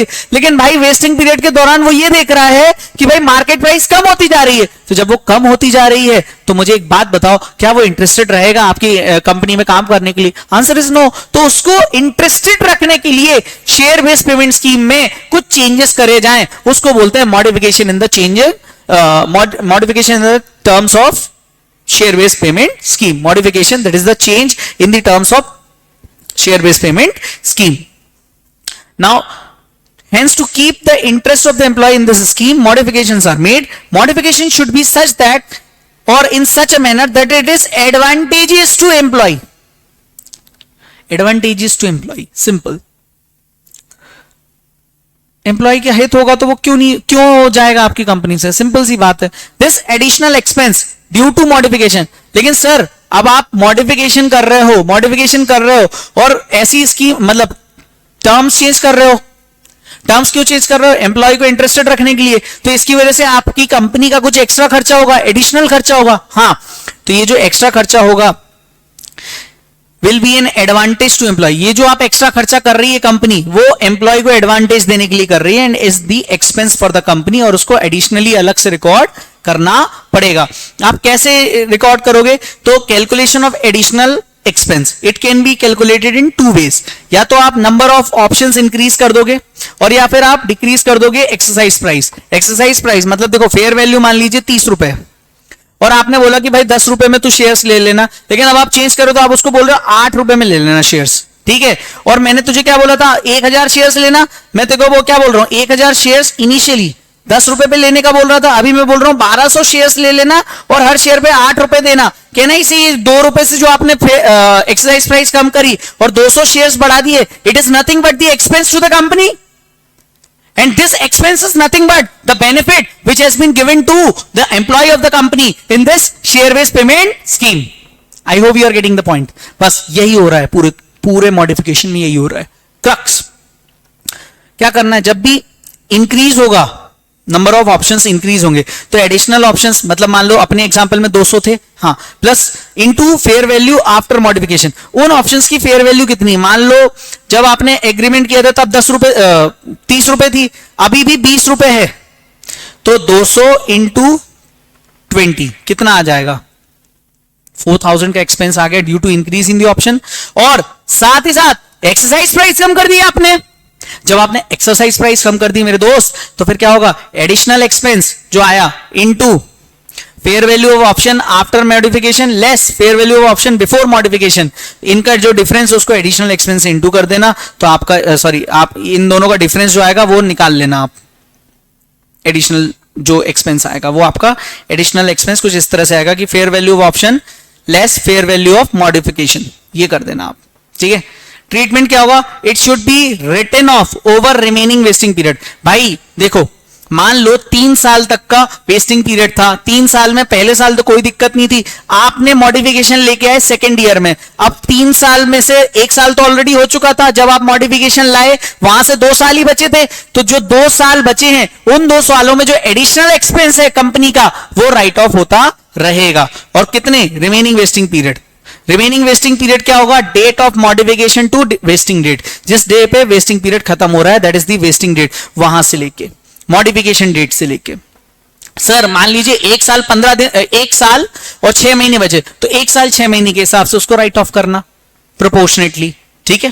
हाँ, बस याद रखना क्या है स्टेप्स मॉडिफिकेशन के लिए। While reading question identify about modification, कि भाई चेंज इन ऑप्शन है, चेंज इन एक्सरसाइज प्राइस है। If change in exercise price, solution will have impact on change in fair value only. हाँ, if change is due to options, then in solution we will do 2 workings, one for change in option, one for change in exercise price. बस कैसे करना है मैंने कुछ example भी कराए थे, आप बोलो तो मैं ये वाला करा देता हूं, नहीं तो अपन क्वेश्चन में आ जाते हैं। चलो एक काम करता हूं, दोनों एग्जाम्पल करते हैं और फिर क्वेश्चन में आते हैं। मान लो HD limited granted 100 options. HD limited बहुत नामी ग्रामी कंपनी, आपने सुना ही होगा, है ना, मेरी कंपनी है, ठीक है, ऐसी कोई कंपनी नहीं, मजाक कर रहा हूं, ठीक है। HD limited granted 100 option to each of its employees on 1 April 2022। Fair value of options was 30 rupees. Number of employees कितने हैं? 100, ठीक है। Fair value of options on 31 March 2023 18 रुपए। क्या फेयर वैल्यू कम हुई? हाँ। Employee will lose interest? हाँ। Fair value of option on 31 March 9 rupees हो गई। Oh my God. Vesting period कितना था? 3 साल का। On 31 March 2024 HD limited modified the plan and reduce the exercise price due to which fair value is equal to ₹12। Calculate the expense recognise per year after modification. भले ही third year पे 9 रुपए उस share की fair value हो गई है, company ने क्या बोला, मैं तेको मतलब मैंने क्या बोला, 12 रुपए दूंगा, तो 3 रुपए एक्स्ट्रा दे रहा हूं ना। हाँ, मार्केट में अगर वो यही शेयर्स खरीदने जाएगा तो उसको 9 रुपए मिलेंगे थर्ड ईयर के एंड पे। हाँ, लेकिन अपनी कंपनी कितने दे रही है? 12 रुपए दे रही है, 3 रुपए उसको एक्स्ट्रा। तो पहले क्या करना है? सबसे पहले स्टेप नंबर 1, विदाउट मॉडिफिकेशन अपन एक्सपेंस बुक कर लो। ऐसा मान के क्वेश्चन सॉल्व करो कि तीनों साल का कि कोई मॉडिफिकेशन आया ही नहीं। 100 एम्प्लॉइज, 100 ऑप्शंस, 30 रुपए फेयर वैल्यू और 1/3, 2/3, 3/3 ये कर लिया अपन ने। ये तो अपन ने सीखते ही आ रहे हैं अपने में। स्टेप नंबर 2 आएगा additional expense. Fair value of option before modification कितना था? 9। आफ्टर मॉडिफिकेशन 12 अपन ने कर दिया। चेंज इन फेयर वैल्यू ₹3 जो आया, और रिमेनिंग वेस्टिंग पीरियड कितना बचा है भाई? कब किया आपने चेंज? 31 मार्च 2024। 2022 को तो आपने मतलब ग्रांट डेट थी, तो 2022 से 23 और 24 2 साल, 1 साल आपके पास बचा हुआ है ना मॉडिफिकेशंस के बाद। हाँ, उस 1 साल में आप राइट ऑफ कर देना। तो additional expenditure will be recognised for 31 March 2025। Number of employees 100, number of options 100, लेकिन यहां पे फेयर वैल्यू ऑफ ऑप्शन की जगह आ जाएगा change in fair value per option ₹3 और वेस्टिंग पीरियड 1/1। क्यों? क्योंकि रिमेनिंग उतना ही बचा हुआ है। एक्सपेंस एडिशनल कितना आया? 30,000 आया। तो देखो स्टेप 1 में जहां आपने नॉर्मल किया था, मतलब विदाउट मॉडिफिकेशन जो क्वेश्चन सॉल्व किया था, वो वाला एक्सपेंस तो यहां पे आ जाएगा 1-1 लाख। और एडिशनल स्टेप 30,000 अपन ने एक्स्ट्रा, तो थर्ड ईयर में अपन ने एक्स्ट्रा एक्सपेंस बुक किया। इसको भी आप राइट ऑफ करोगे कहां पे? PRL में। अच्छा, इसको वेरीफाई करना है तो देखो 100 लोगों के लिए, 100 एम्प्लॉइज के लिए 100 ऑप्शंस करे, और 30 रुपए से जो एंटर किया था वो तो किया ही, लेकिन लास्ट में 3 रुपए और बढ़ा दिए, तो 33। तो टोटल अगर आप ये वाला कैलकुलेट करोगे और ये करोगे तो कंपेयर बराबर ही आएगा। मैंने ये वेरिफिकेशन दिया था। एक और केस, HD लिमिटेड ने क्या किया? 30,000 स्टॉक ऑप्शंस अपने एम्प्लॉइज को 1/4/2022 में दिए। वेस्टिंग पीरियड 4 साल थी। फेयर वैल्यू ऑफ ऑप्शन 50 थे। 1 जुलाई 2024 मतलब पहला साल खत्म, दूसरे साल के दौरान fair value of option ₹30 and hence scheme was modified, exercise price was reduced and fair value of options became 40। आपने 30 की जगह कितनी कर दी? 40। Number of options were increase to 32,000। आप कितना देने वाले थे इनिशियली? 30,000।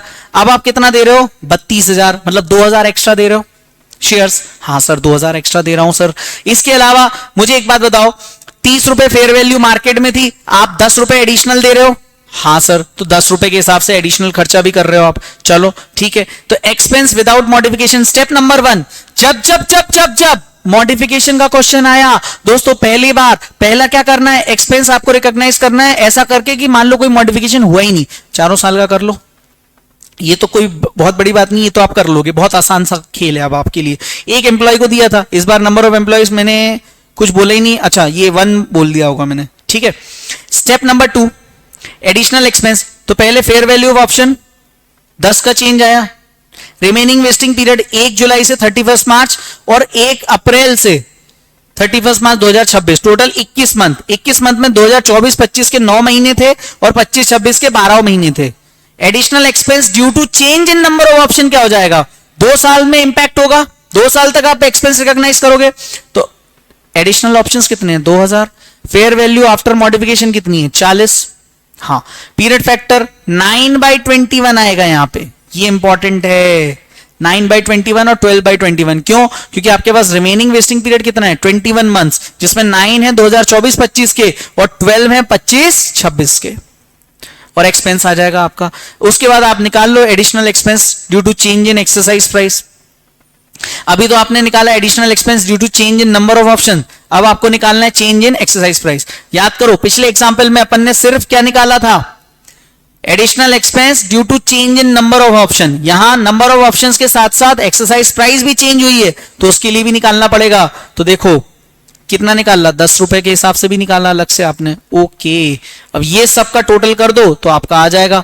कैसे आएगा, कुछ नहीं करना है, ये तो जो खर्च हुए वो तो हुए, इसमें साथ साथ आप ये खर्चा भी ऐड करोगे और ये वाला खर्चा भी ऐड करोगे थर्ड ईयर में। फोर्थ ईयर में 375 के साथ 45714 भी करोगे और 171429 भी करोगे। नोट्स के लिए बेटा अगेन मैं आपको बोल रहा हूं क्या करना है, अपने को यूट्यूब डिस्क्रिप्शन पे जाना, टेलीग्राम चैनल की लिंक मिलेगी, वहां पे गूगल ड्राइव पिन होगी, उस गूगल ड्राइव पे एक रिवीजन करके फोल्डर होगा, रिवीजन करके जो फोल्डर है वो नहीं मिला आपको तो आप चले जाना FR हैंड रिटन नोट्स पे, वहां भी यही सेम नोट्स मिल जाएंगे। ठीक है, चलो इससे रिलेटेड एक दो क्वेश्चन दिए हुए हैं तो मैं आपको बोलूंगा कि क्वेश्चन नंबर 9 आप सेल्फ से करना, ठीक है, और क्वेश्चन नंबर जो 10 है, इलस्ट्रेशन नंबर 10 है, वो भी मैंने आपको ऑलमोस्ट करा दिया। ये जो दो क्वेश्चन कराए ना इसमें सारी वैरायटी कवर हो गई आपकी, वैसे जो ने एग्जांपल कराए, लेकिन फिर भी अगर आप बोलो तो मैं करा देता हूं। चलो, marathon incorporation issued 150 share options to each of its 1000 employees. ठीक है, उन्होंने क्या किया, सब्जेक्ट टू सर्विस कंडीशन 3 साल, fair value of the option given was 129, लेकिन 35 employees left and further 60 employees are expected to leave. Share options reprice as market price of the shares have fallen and fair value fell to 50। 129 से सीधे 50 हो गई। 30 employees left और after repricing they are now worth 80, hence expenses increased. ठीक है, तो ये जो बात वो कर रहे हैं ना, ये वाली, ये जो लाइन उन्होंने दी है, 2 लाइन है, ये शेयर ऑप्शन की प्राइस रिप्राइज हो गई है, 50 से 80 कर दी, तो ये 30 रुपए जो बढ़ाए हैं ये एडिशनल एक्सपेंस है। How the modification repricing will be accounted, कुछ भी नहीं करना है। देखो, एक तो इसमें ये क्वेश्चन इसलिए अच्छा है क्योंकि इसमें ना नंबर ऑफ एम्प्लॉइज की भी कैलकुलेशन आपसे करवाई है उन्होंने। 1000 एम्प्लॉइज को दिया था ऑप्शन, हाँ, इसमें से क्या हुआ, आपके 35 तो लीव कर गए एक्चुअल में और आपको एक्सपेक्टेशन है 60 और छोड़ के जाएंगे, टोटल 905 बचे। हाँ सर, ऐसे ही 1000 थे, 30 और लीव कर गए, 36 एक्सपेक्टेड हैं लीव करने के लिए और 35 पहले से ही चले गए, लास्ट में बचे 899। लास्ट में एक्चुअल वाले से जितने हैं उनको लेस कर दो तो 896 बचेंगे।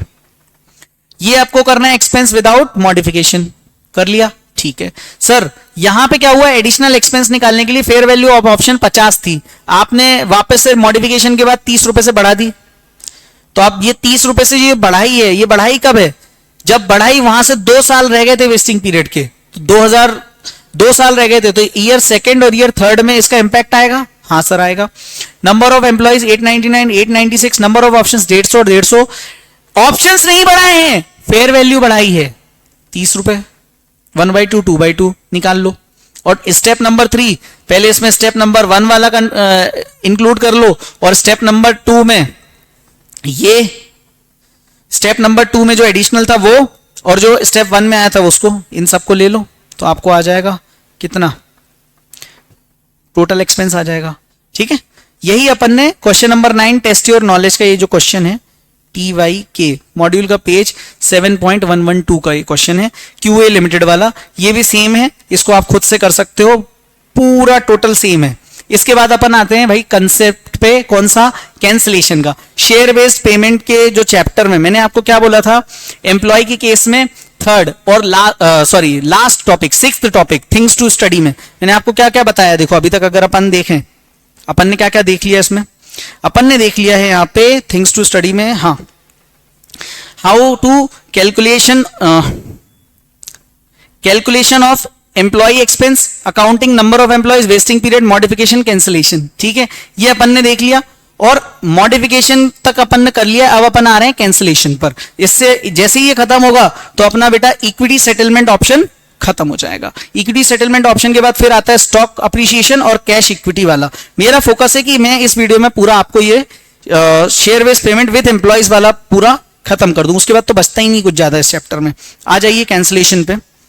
कैंसिलेशन में जैसे ही अपन आएंगे, ये रहा कैंसिलेशन। पहला कि कैंसिलेशन होता क्या है, कैंसिलेशन का मतलब कैंसिल कर देना, सिंपल कैंसिल कर देना। सर मतलब आपने कैंसिल कर दी share based payment scheme during the vesting period itself. Vesting period खत्म ही नहीं हुआ, उससे पहले कंपनी ने कैंसिल कर दी। ओ क्यों? If company feels benefit of the scheme have already derived और employee is not taking interest in the share based payment scheme. या तो कंपनी को क्या लगा कि फेयरवेल जो बेनिफिट आना था एम्प्लॉय से वो ऑलरेडी डिराइव हो चुका है, या फिर भाई अपन कितना भी प्रयास कर लो सामने वाला इंटरेस्ट ही नहीं ले रहा, तो फिर कैंसिल करो ना, काहे के लिए दिमाग लगा रहे हैं इतना। सिंपल।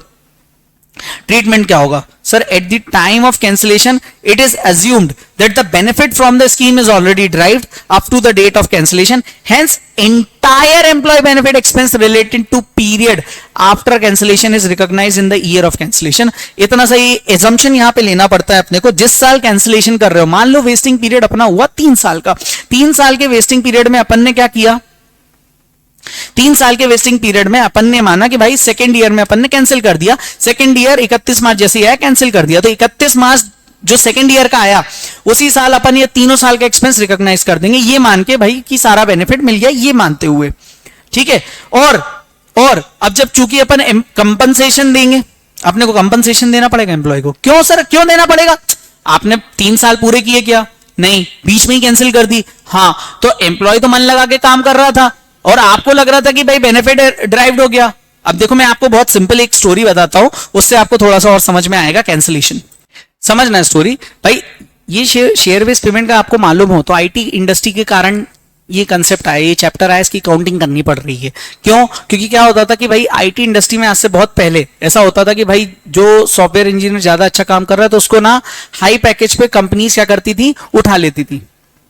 तो ये चीज इन्फोसिस ने भी देखी, बहुत सारी सॉफ्टवेयर कंपनीज ने देखी, तो उन्होंने क्या किया कि भाई सामने वाला जो कॉम्पिटिटर है वो इनको उठा ना पाए, हमारे सॉफ्टवेयर इंजीनियर्स को, हमारे एम्प्लॉयज को उठा ना पाए, तो हम उनको ना इक्विटी देने लगते हैं। इक्विटी देते हैं। अब उसकी करेक्ट अकाउंटिंग की में नहीं जाएंगे अपन, क्योंकि करेक्ट अकाउंटिंग पहले ईशॉप के हिसाब से होती थी, फिर इंड AS 102 आए तो इसके हिसाब से करेक्ट अकाउंटिंग होने लगी, क्योंकि पहले जो अकाउंटिंग होती थी उसमें लूप होल्स थे, वो सब अपन बाद में देखेंगे, वो रिविजन एग्जाम पर्पज से इंपॉर्टेंट नहीं। तो अब क्या हुआ कि मान लो वो जब तक कॉम्पिटिटर मार्केट में है तब तक तो आपको अपने बेस्ट एम्प्लॉय को रोक के रखना है, नहीं तो वो सामने वाली कंपनी ले जाएगी।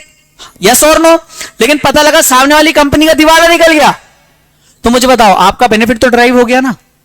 हाँ, तो फिर आप क्यों दोगे? हाँ, लेकिन अब आपने एम्प्लॉय को क्या बोल के रखा था कि तू भाई 3 साल हमारे यहां अच्छे से काम कर, हम देखो शेयर्स देंगे। वो तो अच्छे से काम कर रहा था, वो बोलेगा मेरी क्या गलती, मेरे को तो चाहिए ना कंपनसेशन, आपने स्कीम आप स्कीम कैंसिल कर रहे हो। तो ऐसे में कंपनी को क्या करना पड़ेगा बेटा? कंपनसेशन देना पड़ेगा, एंड कंपनसेशन टू एम्प्लॉय। तो if no cash compensation is, compensation या तो कैश में मिलेगा या अदर देन कैश मिलेगा। Sir if cash, no cash compensation is given to employees, then transfer the entire share based payment reserve to general reserve. कोई cash compensation नहीं दिया आपने एम्प्लॉय को अगर आपने कोई कैश कंपनसेशन नहीं दिया तो आपकी बुक्स में जो ऑलरेडी एक्सपेंस रिकॉग्नाइज हो रहा था वो ट्रांसफर एक साइड से पीओरएल में जा रहा था और दूसरी साइड से शेयर बेस्ड पेमेंट रिजर्व में जा रहा था। तो जो शेयर बेस्ड पेमेंट रिजर्व में बैलेंस इकट्ठा होकर रखा हुआ है उसका क्या होगा सर? वो क्या होगा? वो कुछ नहीं, उसको आपको जनरल रिजर्व में ट्रांसफर करना पड़ेगा। सो दैट वो शेयर बेस्ड पेमेंट रिजर्व है, वो रिस्ट्रिक्टेड रिजर्व है, उसका यूज रिस्ट्रिक्टेड है, फ्री रिजर्व में आ जाएगा। I hope you are getting the point. लेकिन अगर cash compensation is to be paid to employee, then the cash payment shall be treated as buyback. Sir cash payment अगर आप कर रहे हो, तो आप एक तरह से ये मान लो कि आप अपनी जो ऑप्शन था, आपने जो ऑप्शन दे के रखा था एम्प्लॉय को कि भाई इतने साल तक काम कर, और उसने चूंकि काम वो कर रहा है, उसने अपनी तरफ से प्रॉब्लम नहीं क्रिएट करी, आप स्कीम कैंसिल कर रहे हो, तो स्कीम कैंसिल करने के लिए आपको वो राइट्स भी लेने पड़ेंगे ना वापस, जो वो राइट्स पूरे रिगेन कर सकता था अगर वो पूरा वेस्टिंग पीरियड सर्व कर रहा था प्रॉपरली। तो उसके लिए आप क्या कर रहे हो? एक तरह से कैश कंपनसेशन दे रहे हो। उस कैश कंपनसेशन को अपन बायबैक बोल देंगे बेसिकली। क्यों? That is any expense excess payment to employees over fair value of option. आप मान लो उसको क्या बोलोगे? उसको लालच यही दोगे ना कि भाई देख हम देखो 30 रुपए के हिसाब से शेयर्स दे रहे थे, हाँ तो एक काम कर 32 रुपए ले, काम खत्म कर। ओके, तो आपने जो एक्स्ट्रा 2 रुपए दिए दैट इज व्हाट? कैंसिलेशन के लिए। As on the date of cancellation should be transferred to PRL and any balance thereafter left in the share based payment reserve will be transferred to general reserve.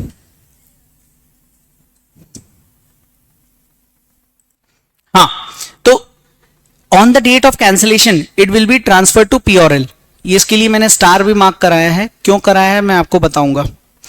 ये जो P and जो आप access payment कर रहे हो वो भी तो एक तरह से खर्चा है, यस और नो।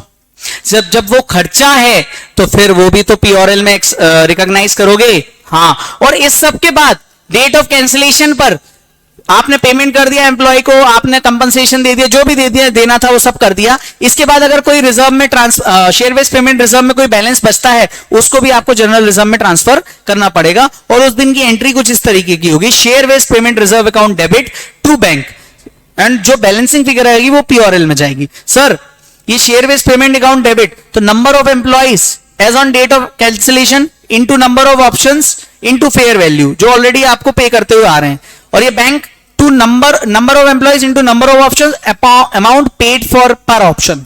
अमाउंट पेड पर ऑप्शन मतलब ये fair value plus access payment, extra जो आप पे कर रहे हो अदर देन दी फेयर वैल्यू। जैसे अपन ने एग्जांपल में अपन 32 रुपीज पे कर रहे थे एक्स्ट्रा। साथ ही साथ P and L balancing figure आ जाएगी इन दोनों में, जो भी डिफरेंस आएगा। Is that clear? हाँ सर। सर ये कंसेप्ट तो समझ में आ गया। नाउ मुझे एक बात समझानी है कि क्वेश्चन करेंगे तो शायद और बेटर तरीके से समझ में आएगा। ये मैंने एक चार्ट के थ्रू आप लोगों को मतलब बच्चों को समझाने की कोशिश करी। आप इस चार्ट को भी देखोगे तो ऊपर जो मैंने आपको ये कंसेप्चुअली चीज बता रहा था वो यहाँ पे है कि भाई कंपनसेशन दे रहे हो, कैश पेमेंट इफ यस कोई दिक्कत नहीं, इफ नो तो शेयर बेस्ड पेमेंट रिजर्व में ट्रांसफर कर दो सब कुछ, यस कर रहे हो तो फिर डेट ऑफ कैंसिलेशन के टाइम पे एक्सेस पेमेंट आप पे कर दो, उसके बाद कोई ट्रांसफर मतलब उसके बाद कुछ बच जाता है तो उसको भी आप जनरल रिजर्व में ट्रांसफर कर दो। Is that clear? हाँ सर। अच्छा ये सब अपन ने देख लिया। अब आते हैं अपन क्वेश्चन पे, या क्वेश्चन से पहले एग्जांपल समझ लेते हैं। एग्जांपल समझ के तो क्वेश्चन करने में बहुत आसानी हो जाएगी। नंबर ऑफ ऑप्शंस दिए हैं अपने को 100, नंबर ऑफ एम्प्लॉइज है 500, fair value per option 20, vesting period 4 साल, at the end of year 1 number of employees 490, expected to leave 40, at number of employees at year end 2 470, in year end 2 the scheme is cancelled. Scheme is cancelled हो गई भाई साहब, ओ भाई। और compensation paid was ₹5 पर option when fair value was 4। आप याद रखना जो कंपनसेशन जब भी पे होगा ना वो फेयर वैल्यू से ज्यादा ही होगा उस दिन की। तो 4 रुपए फेयर वैल्यू थी उस दिन और आप कितना पे कर रहे हो? 5, मतलब एक्स्ट्रा 1 रुपए पे कर रहे हो। हाँ sir. Prepare statement of employee benefit expense. पहले साल कितने सर 500 एम्प्लॉइज थे, हाँ, लेकिन एक्चुअल में थे कितने 490, और एक्सपेक्टेशन ये थी 40 और जा रहे हैं, 450 बचे। ईयर 2 470। सर वेस्टिंग पीरियड तो 4 साल था लेकिन कैंसिलेशन कितने साल में हो गया? 2 साल में ही। तो 2 साल के बाद फिर कुछ भी एक्सपेंस रिकॉग्नाइज नहीं होगा। क्यों? क्योंकि लास्ट ईयर में ही सब कुछ आप रिकॉग्नाइज कर लोगे। कैसे? देखो अभी बताता हूं।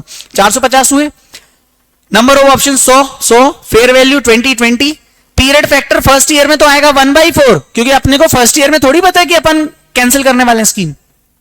हाँ, लेकिन सेकेंड ईयर में तो अपने को पता है कैंसिल करने वाले हैं, तो इसको अपन ये मान लेंगे 2/2 और 4/4। बेसिकली ये क्या हो जाएगा 1। क्यों? क्योंकि लास्ट ईयर है। और मैंने आपको क्या बोला, ट्रीटमेंट क्या करना है, जितना भी बचा है entire employee benefit expenses recognize in the year of cancellation. तो सेकेंड ईयर में सारा का सारा आप कैंसिलेशन रिकॉर्ड कर लोगे। Is that clear to you guys? Okay. Now अब क्या हुआ? कुछ नहीं, ये आपने कर लिया एक्सपेंस पर एनम, आपने 2 साल की एंट्रीज भी पास कर ली, employee benefit expense to share based payment, P&L to employee benefit expense. Year 2 में आपको एक एक्स्ट्रा एंट्री पास करनी पड़ेगी। सर वो एक्स्ट्रा एंट्री क्या होगी? मुझे एक बात बताओ, आपने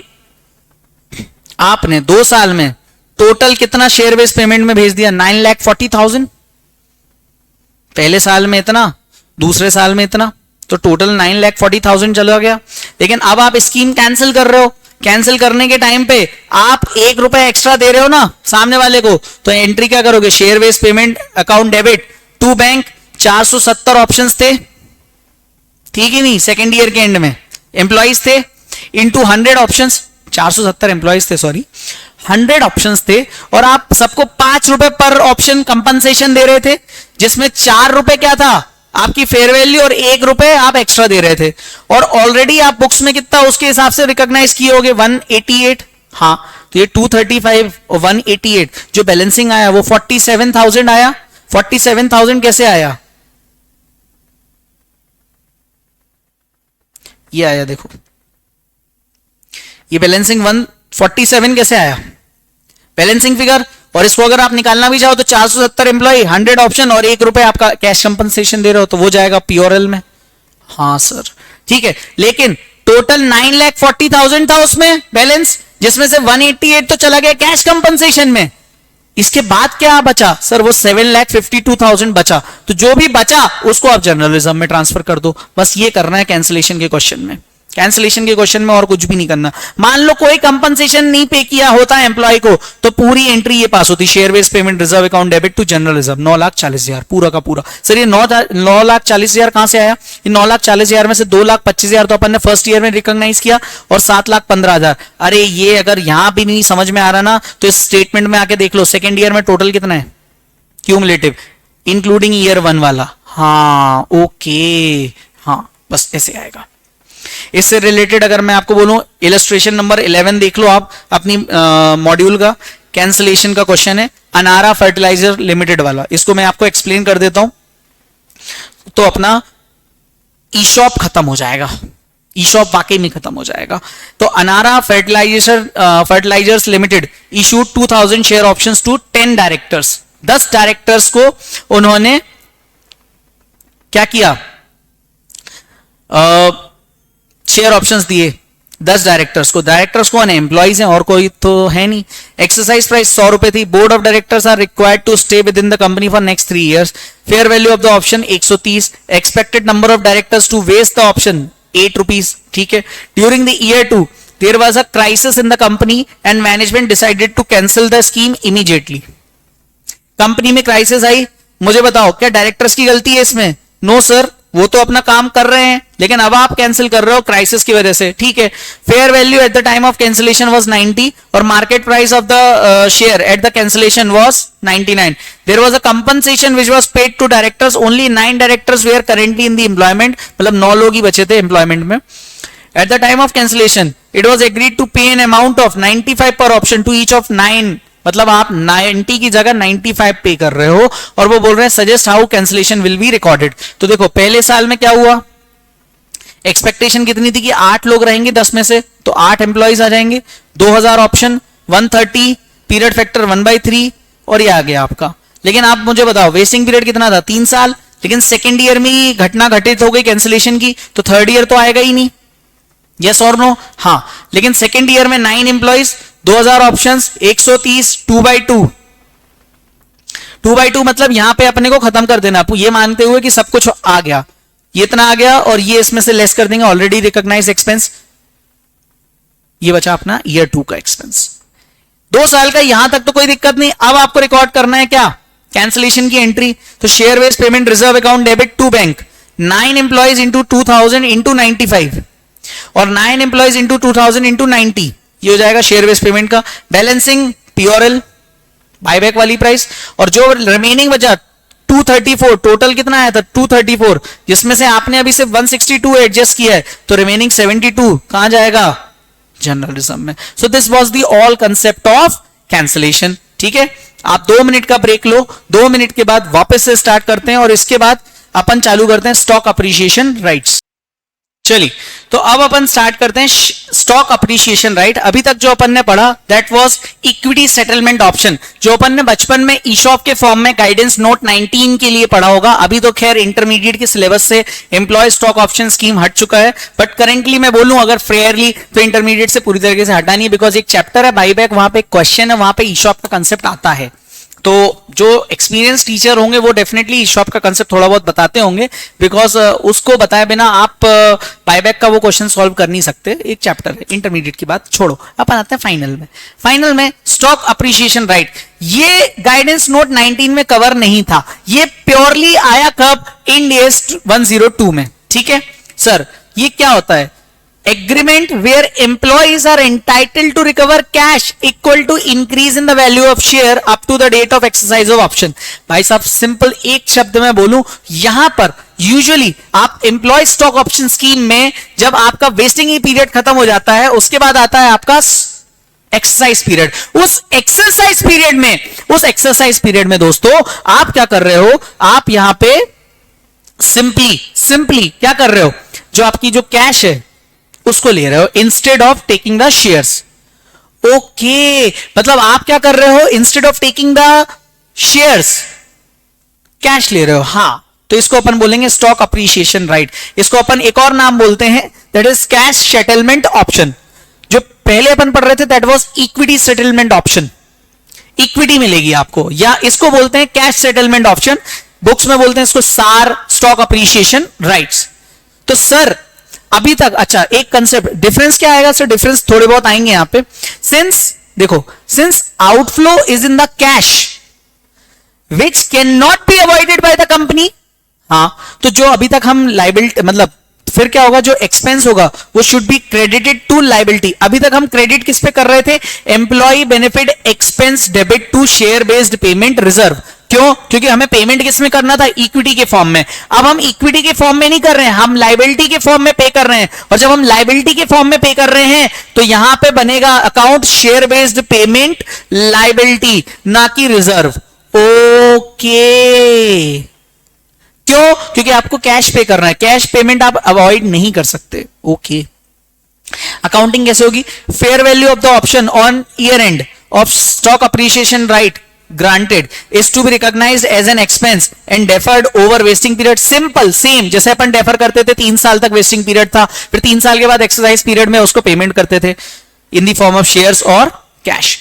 post vesting date that is change in fair value of stock appreciation right till it is paid is recognized as an expense without deferment। okay, stock appreciation right when recognized will be entitled to intrinsic value of the shares as on the exercise date।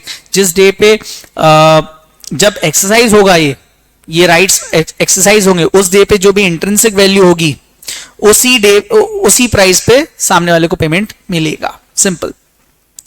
सार not exercise will be reverse through plural.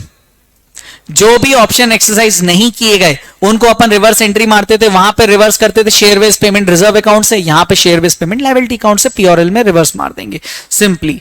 ठीक है, ये मैंने कुछ example दिए थे।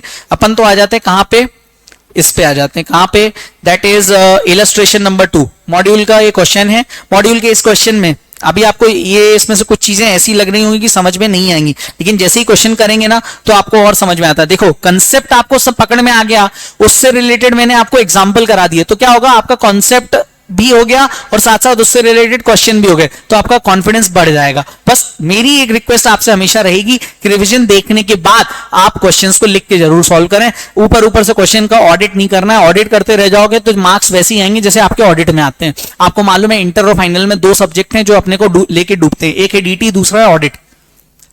बाकी subjects में तो अपन बच जाते हैं। ठीक है, बाकी डिपेंड करता है आपकी मेहनत कितनी है, लेकिन आप क्योंकि आपका एग्जाम राइटिंग में है तो आपको लिखना तो पड़ेगा, बिना लिखे तो आप कुछ कर ही नहीं सकते। ठीक है, चलिए आते हैं क्वेश्चन पर। XYZ limited issued 10,000 share appreciation right, that is share appreciation right, stock appreciation right या फिर कैश सेटलमेंट ऑप्शन, ये 3 नाम है, ये क्वेश्चन में गिवन है। तो ये मान के चलना दोस्तों कि आपका कौन सा है, कैश सेटलमेंट ऑप्शन का क्वेश्चन है। दैट वेस्ट इमीडिएटली हो to its employees on 1 April itself. भाई साहब, वेस्ट इमीडिएटली का मतलब क्या हुआ, वेस्टिंग पीरियड 0 है। The SAR will be settled in cash using an option pricing model. At that date, it is estimated that the fair value of the SAR is 95. The SAR can be exercised anytime up to 31st March 2013. मतलब इनके पास exercise period है। Exercise period मतलब कब तक का है sir, 1 अप्रैल 2010 को issue हुए, 2011, 12, 13, 3 साल का एक्सरसाइज पीरियड। वेस्टिंग पीरियड कितना है, 0। एक्सरसाइज पीरियड कितना है, 3 years। ठीक है, at that period ended on 31st March, it is expected that 95% of the employees will exercise the option and 92% of the employees will exercise the option at the next year, and finally 89% of the employees will exercise at the end of the 3rd year. Fair values at the end of each period are given below। ये तीनों की fair value दी हुई है और बोल रहे हैं पास करो नेसेसरी जनरल एंट्री। तो देखो नोट नंबर 1 सॉल्यूशन में वेस्टिंग पीरियड 0 है तो अपन इमीडिएटली वेस्ट कर लेंगे, मतलब डेट ऑफ वेस्टिंग डेट ही अपने को दी हुई है, ग्रांट डेट और वेस्टिंग डेट सेम है। Expense should be recognize for exercise period without deferment, hence no period factor. बस सिंपल से याद रखना, यहां पे जो मैंने बात बोली थी ना कि डेफर्ड ओवर वेस्टिंग पीरियड होता था, जब वेस्टिंग पीरियड ही आपका 0 है तो क्या आप पीरियड फैक्टर यूज करोगे क्या? मुझे बताओ। Answer is no. क्यों? क्योंकि अब आपको मिनिमम सर्विस थोड़ी देनी है, अब आपको तो डायरेक्ट एक्सरसाइज करना है। हाँ, और एक्सरसाइज करना है तो पीरियड फैक्टर हमेशा 0 रहेगा एक्सरसाइज पीरियड के दौरान। Expense should be recognized from vesting date, that is 1/4/2010। तो स्टेटमेंट कैसे बनेगा 4 साल का? फर्स्ट ईयर मतलब डे 1 पे, ये year and, first year and पर, सेकेंड ईयर एंड पर, थर्ड ईयर एंड पर। नंबर ऑफ एम्प्लॉयज कितने थे? नंबर ऑफ एम्प्लॉयज दिए हुए हैं क्या? नहीं दिए हुए हैं, तो आप मान के चलना परसेंटेज में। ये एक ऐसा क्वेश्चन है जहां पे नंबर ऑफ एम्प्लॉयज नहीं दिए हुए हैं। अब बिना नंबर ऑफ एम्प्लॉयज आप सिर्फ 95% यूज कर सकते हो, तो आप सीधे सीधे मान लेना कि भाई 100% थे और कितने ऑप्शन दे रहे हो? 10,000। यहां पे फर्स्ट ईयर एंड पे 95 हो गए, तो 10,000 इंटू 95%, फेयर वैल्यू कितनी? 112। पीरियड फैक्टर कुछ भी नहीं आएगा, क्यों? क्योंकि सिंस एक्सरसाइज पीरियड है। ये देखो डे 1 पे कितना एक्सपेंस था रिकॉग्नाइज, और ईयर एंड 1 पर एक्सरसाइज पीरियड पे, फिर ये रिकॉग्नाइज करते चले जाना। बस याद रखना है employee benefit expense to share based payment liability, P&L debit to employee benefit expense, और share based payment liability to bank account. बस ये आपको करना है, खत्म हो गया क्वेश्चन, कुछ भी नहीं था। बस याद रखना है कि क्या था। अच्छा चलो, ये एग्जाम्पल अगर मैं आपको दिखाना चाहूं तो क्या होगा? देखो, इस क्वेश्चन में वेस्टिंग पीरियड था 3 साल का और 2 साल का एक्सरसाइज पीरियड था। जब 3 साल का वेस्टिंग पीरियड दिया हुआ है अपने को, तो अपने को क्या हो जाएगा कि भाई साहब एक्सपेंस जो है आपका वो वेस्टिंग पीरियड में पीरियड फैक्टर यूज होता रहेगा, 3/3 भी आ जाएगा। और उसके बाद क्या होगा?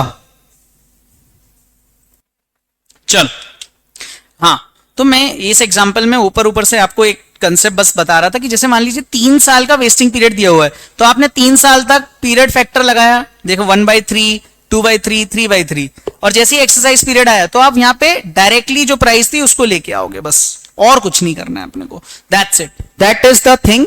इसी के हिसाब से, क्यों? क्योंकि सिर्फ डेफरमेंट जो होगा एक्सपेंस का वो सिर्फ वेस्टिंग पीरियड तक होगा, और वेस्टिंग पीरियड है ही नहीं, तो आप वेस्टिंग पीरियड नहीं है तो पीरियड फैक्टर यूज ही नहीं कर सकते। ठीक है, इसके बाद एक क्वेश्चन मैंने एग्जांपल में कराया था, X limited granted 10 stock option to each of its 100 employees with vesting period how much? Sir vesting period था 3 इयर्स का, fair value on the grant date was 130, और ये बहुत इंपॉर्टेंट क्वेश्चन, मैंने देखो मार्क भी कराया है इसको, इसीलिए एक्सरसाइज पीरियड 2 साल की है, ठीक है, और 3 साल का क्या है वेस्टिंग पीरियड। टोटल कितना कॉन्ट्रैक्ट हुआ? 5 साल का, जिसमें 3 साल वेस्टिंग, 2 साल exercise price. Fair value at year 1 end 152, 173, 200. 70% of the employees exercised on year 4 end and when fair value was 250, और 30% exercise on year 5 when fair value was 275। Calculate करना है एम्प्लॉय बेनिफिट एक्सपेंस। तो अब याद रखना अपने को 5 साल की टेबल बनानी पड़ेगी, यस और नो। देखिए 100 एम्प्लॉयज थे, हाँ सर 100 एम्प्लॉयज थे, फेयर वैल्यू फर्स्ट ईयर में 150, सेकेंड में 170 और थर्ड में 200, ठीक है। हाँ, पीरियड फैक्टर 1/3, 2/3 और 3/3। क्यों? क्योंकि 3 साल ही थे वेस्टिंग पीरियड के, बाकी के 2 तो एक्सरसाइज पीरियड है, तो यहां पे कुछ भी नहीं आएगा, सिर्फ फेयर वैल्यू आएगी, ठीक है। यहां तक तो कोई दिक्कत नहीं है। उन्होंने क्या बोला? Sir 70% of the employees exercise on year 4, तो वो एक्सरसाइज उन्होंने कब किया? ईयर 4 में किया। इसका मतलब वो लेफ्ट कर गए, लेकिन कब करे? ईयर 4 के एंड पर। तो 4th ईयर में पूरे 100 तो थे ही, हाँ, तो 100 एम्प्लॉइज यहां पर रहा। और ईयर 5 की इनिशियल में नंबर ऑफ एम्प्लॉइज कितने बचे आपके पास? 100 थे, 70 ने एक्सरसाइज कर लिया, तो बचे कितने? 30 आ गया, ठीक है। सर इसके बाद क्या हुआ? कुछ नहीं, 2,50,000 आया। इन ईयर 4 आपने कितना कर दिया? 2,50,000 पे कर दिया, किसके बेसिस पे? 250 रुपए के हिसाब से। नेक्स्ट ईयर 275 आपको पे करना है, 30 के हिसाब से इतना आया 82,500। अब मुझे आप एक बात बताना, ये जो आपका ये जो 75,000 आया है सर, ये तो यहां पे 2.5 लाख आना चाहिए था, ये 75,000 क्यों आया? बेटा ये ना जो 2,50,000 ये किस पे आया था? ईयर 4 के 250 रुपए के हिसाब से। बट ईयर 5 में आप 250 रुपए फेयर वैल्यू 100 एम्प्लॉयज के लिए ले रहे थे, ये 100 एम्प्लॉयज के लिए ले रहे थे, बट यहां तो इस डेट पर ये जो लास्ट ईयर है यहां तो 30 ही एम्प्लॉय बचे ना। हाँ, तो ये जो 30 बचे, क्यों? क्योंकि 70 ने कर लिया, अभी इससे पहले किसी भी क्वेश्चन में ऐसी सिचुएशन नहीं आई थी, इसीलिए मैं आपको बोल रहा हूं यहां पे क्या होगा, 100 नहीं है अब 30 है, तो 30 के हिसाब से कितना होना चाहिए था, 250 के हिसाब से। वो मतलब आपने ये जो किया है ना, ये 250 लिया है, 275 तो ईयर 4 में हुआ है, और ये यहां पर क्यों लिया है, क्यों? क्योंकि लास्ट ईयर आपकी 250 फेयर वैल्यू थी। ओके, तो यूजुअली क्यूमुलेटिव एक्सपेंस लेस हो गया, but based on number of employees होगा ना बेटा, नंबर ऑफ एम्प्लॉइज के बेसिस पर। तो यहां पे नंबर ऑफ एम्प्लॉइज 30 थे, और अगर 100 होते तो 2.5 लाख माइनस होता, लेकिन 30 के हिसाब से 75 होगा, तो 7500 आ जाएगा। बस इतना सा काम था यहां पे। और लास्ट में शेयर बेस्ड पेमेंट लायबिलिटी जिस अकाउंट से डेबिट होगी, share based payment liability account debit. अब ये टेबल बन गई, तो अपन सबसे पहले क्या करोगे, सबसे पहले आप क्या करोगे क्वेश्चन में, सर सबसे पहले अपन क्या करेंगे, employee benefit expense debit to share based payment liability. ये टेबल के हिसाब से चारों साल का फिगर निकाल लिया, ठीक है। Share based payment liability debit to bank 4th year में भी बनेगा, 5th ईयर में भी बनेगा। क्यों? क्योंकि 4th ईयर में 70 एम्प्लॉइज ने एक्सरसाइज किया था ऑप्शन, और 5th ईयर में 30 एम्प्लॉइज ने एक्सरसाइज किया। तो 4th ईयर में कितना आया, 2.5 लाख में से 75 लेस कर दो, बचा कितना, 175, और लास्ट में 82,500 आना ही था, वो तो आ ही गया 30 का। Got it? हाँ, अब याद रखना इसमें ना एक क्वेश्चंस हैं, ये तो हो गया अपना काय का, कैंसलेशन का एग्जांपल भी हो गया, इंपॉर्टेंट एग्जांपल था। इसके बाद मैंने ये होमवर्क के लिए कुछ बच्चों को क्वेश्चन दिए थे, आप ट्राई कर सकते हो। इलस्ट्रेशन 9 आप ट्राई कर सकते हो, उसमें भी कुछ नहीं था ऐसा, ठीक है। इसके बाद मैं आता हूं आपके क्वेश्चन नंबर 8 पर। Question number 8 test your knowledge का पेज 7.112 पे दिया हुआ है, और ये इसलिए मैं करा रहा हूं क्योंकि ये मॉडिफिकेशन का क्वेश्चन है, लेकिन साथ ही साथ कैश सेटलमेंट ऑप्शन का है। P limited granted 400 stock appreciation rights सार ईच, अब स्टॉक अप्रिशिएशन राइट दिया मतलब कैश सेटलमेंट ऑप्शन है ये सार, टू ईच 75 एम्प्लॉइज को आपने दिया, ठीक है सर। 1 अप्रैल को दिया with a fair value of ₹200। The terms of the award was to provide service for 4 years. 4 years में सर्विस प्रोवाइड करना है। फेयर वैल्यू हर साल की दी हुई है 210, 220, 215, 218। What would be the difference if at the end of the second year of the service, that is 31 March 2013, P limited modifies the terms of the award to require only 3 years of service. मतलब 4 साल से आपने change क्या कर दिया, 4 साल से 3 साल कर दिया। तो आप स्टेप नंबर 1 विदाउट मॉडिफिकेशन कर लोगे कि नहीं कर लोगे? हाँ सर कर लेंगे।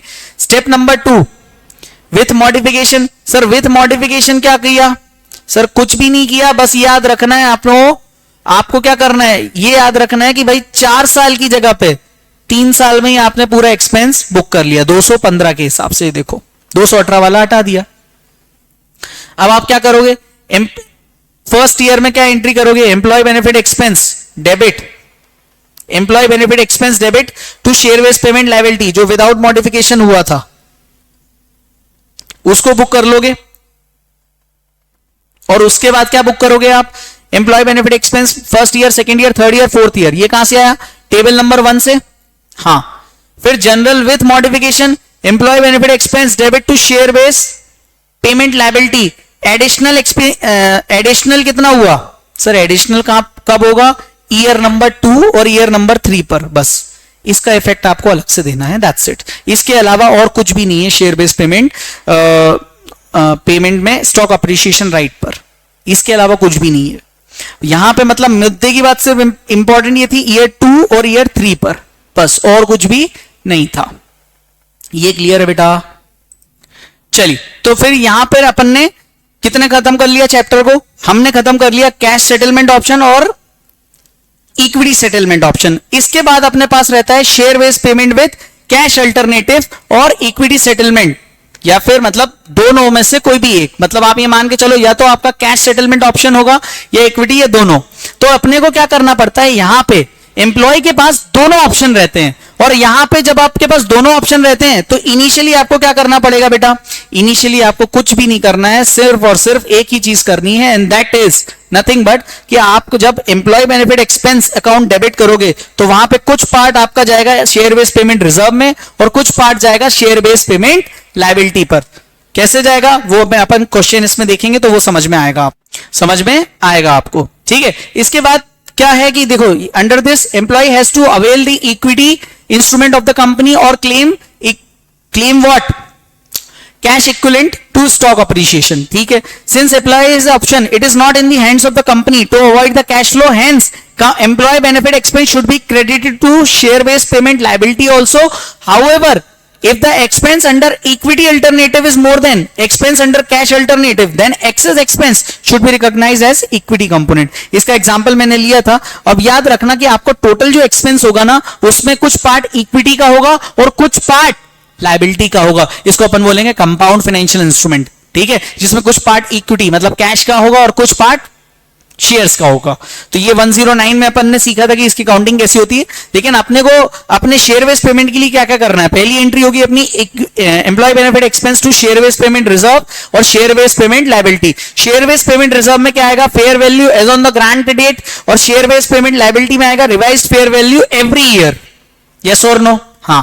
फिर P&L to employee benefit expense, और लास्ट में अगर employee avails cash alternative, cash alternative मतलब उसने पूरा का पूरा लास्ट में क्या ऑप्ट किया, आपको ईयर बिगिनिंग में तो अपने को मालूम ही नहीं है ना कि भाई वो कैश लेगा या फिर शेयर्स लेगा, तो अपन दोनों बुक करते आ रहे थे बीइंग द कंपनी, लेकिन लास्ट में अपने को पता चल जाएगा ना वेस्टिंग पीरियड के बाद कि भाई वो कैश ले रहा है या शेयर्स। अगर वो सिर्फ कैश ले रहा है तो जितना share based payment liability account debit, जो इतना भी शेयर बेस्ड पेमेंट लायबिलिटी में वो पूरा बैंक के थ्रू ट्रांसफर कर दोगे, और जो अपन ने रिजर्व के थ्रू बुक्स में मैनेज करके रखा था शेयर बेस्ड पेमेंट रिजर्व में, उसको जनरल रिजर्व में ट्रांसफर कर देना।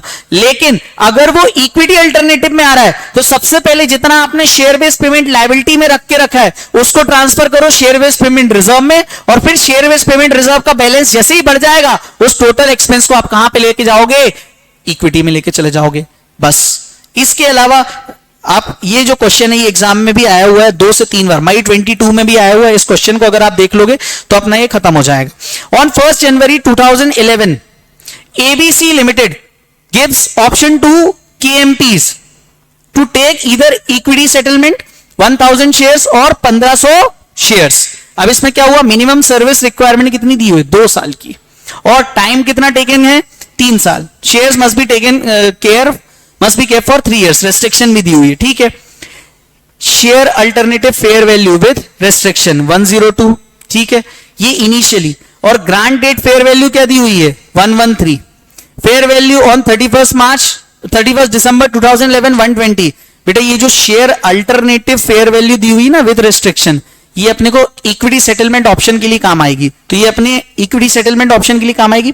और बाकी की जो फेयर वैल्यूज दी हुई हैं वो अपने को स्टॉक अप्रिसिएशन में काम आएंगी। Employees exercise cash option at the end of 2012, pass the general entry. सबसे पहले हमेशा दोनों ऑप्शन जब दिए हुए क्वेश्चन में तो अपने को इक्विटी अल्टरनेटिव निकालना है। इक्विटी अल्टरनेटिव कैसे निकालोगे, आप कितना दे रहे थे इक्विटी अल्टरनेटिव को, 1500 शेयर्स, और अगर कैश इक्विवेलेंट ले रहे थे तो 1000 शेयर्स के बराबर, तो 1500 शेयर्स, लेकिन कौन सी 102 के हिसाब से ले लोगे। इसको टोटल कर लिया और कैश अल्टरनेटिव का भी टोटल कर लिया। टोटल आपका इक्विटी कंपोनेंट कितना आया, डिफरेंस, इन दोनों में डिफरेंस कितना है, 40,000। इस 40,000 को आप बांट दो 2 साल में, तो एक्सपेंस फॉर करेंट ईयर 20,000 क्यों कि 40,000 आया ना, और आपकी वेस्टिंग पीरियड कितना था, 2 साल, तो 2 साल वेस्टिंग पीरियड में बांटना रहता है। कैश कंपोनेंट के लिए क्या करोगे, number of employees, number of option, fair value और पीरियड फैक्टर निकाल लो 2 साल का, 1/2 2/2 ये भी आ गया आपका। और फटाफट से आपने देखो क्या किया, आपका 20,000 का तो रिजर्व है और 60,000 का क्या है, फर्स्ट ईयर का स्टॉक अप्रिसिएशन है, तो 20,000 जाएगा शेयर बेस्ड पेमेंट रिजर्व में, 60,000 जाएगा आपका share based payment liability account में, और टोटल 80,000 फर्स्ट ईयर में जाएगा। फिर ऐसे ही अपन ने क्या किया, लास्ट में एक्सरसाइज रेट पे क्या होगा, share based payment liability total कितना हो जाएगा, 1,32,000 डेबिट टू बैंक, और जो बचा था उसको अपन ने कहां पे भेज दिया, 40,000 को जनरल रिजर्व में। लेकिन अगर वो इक्विटी अल्टरनेटिव लेता तो यहीं पे क्या करते, पहले हम share based payment liability debit to share based payment reserve 1,32,000 कर देते और शेयर बेस्ड पेमेंट रिजर्व से इक्विटी में डिस्ट्रीब्यूट कर देते। क्यों सर ये 172 कैसे आया, 132 तो शेयर बेस्ड पेमेंट लायबिलिटी का अमाउंट आ गया और 40,000 कहां से आ गया आपका, सर 40,000 ये रहा, इक्विटी अलग से, डिफरेंस जो आया that is the equity component, वो आप शेयर बेस्ड पेमेंट रिजर्व में लेके जाओगे।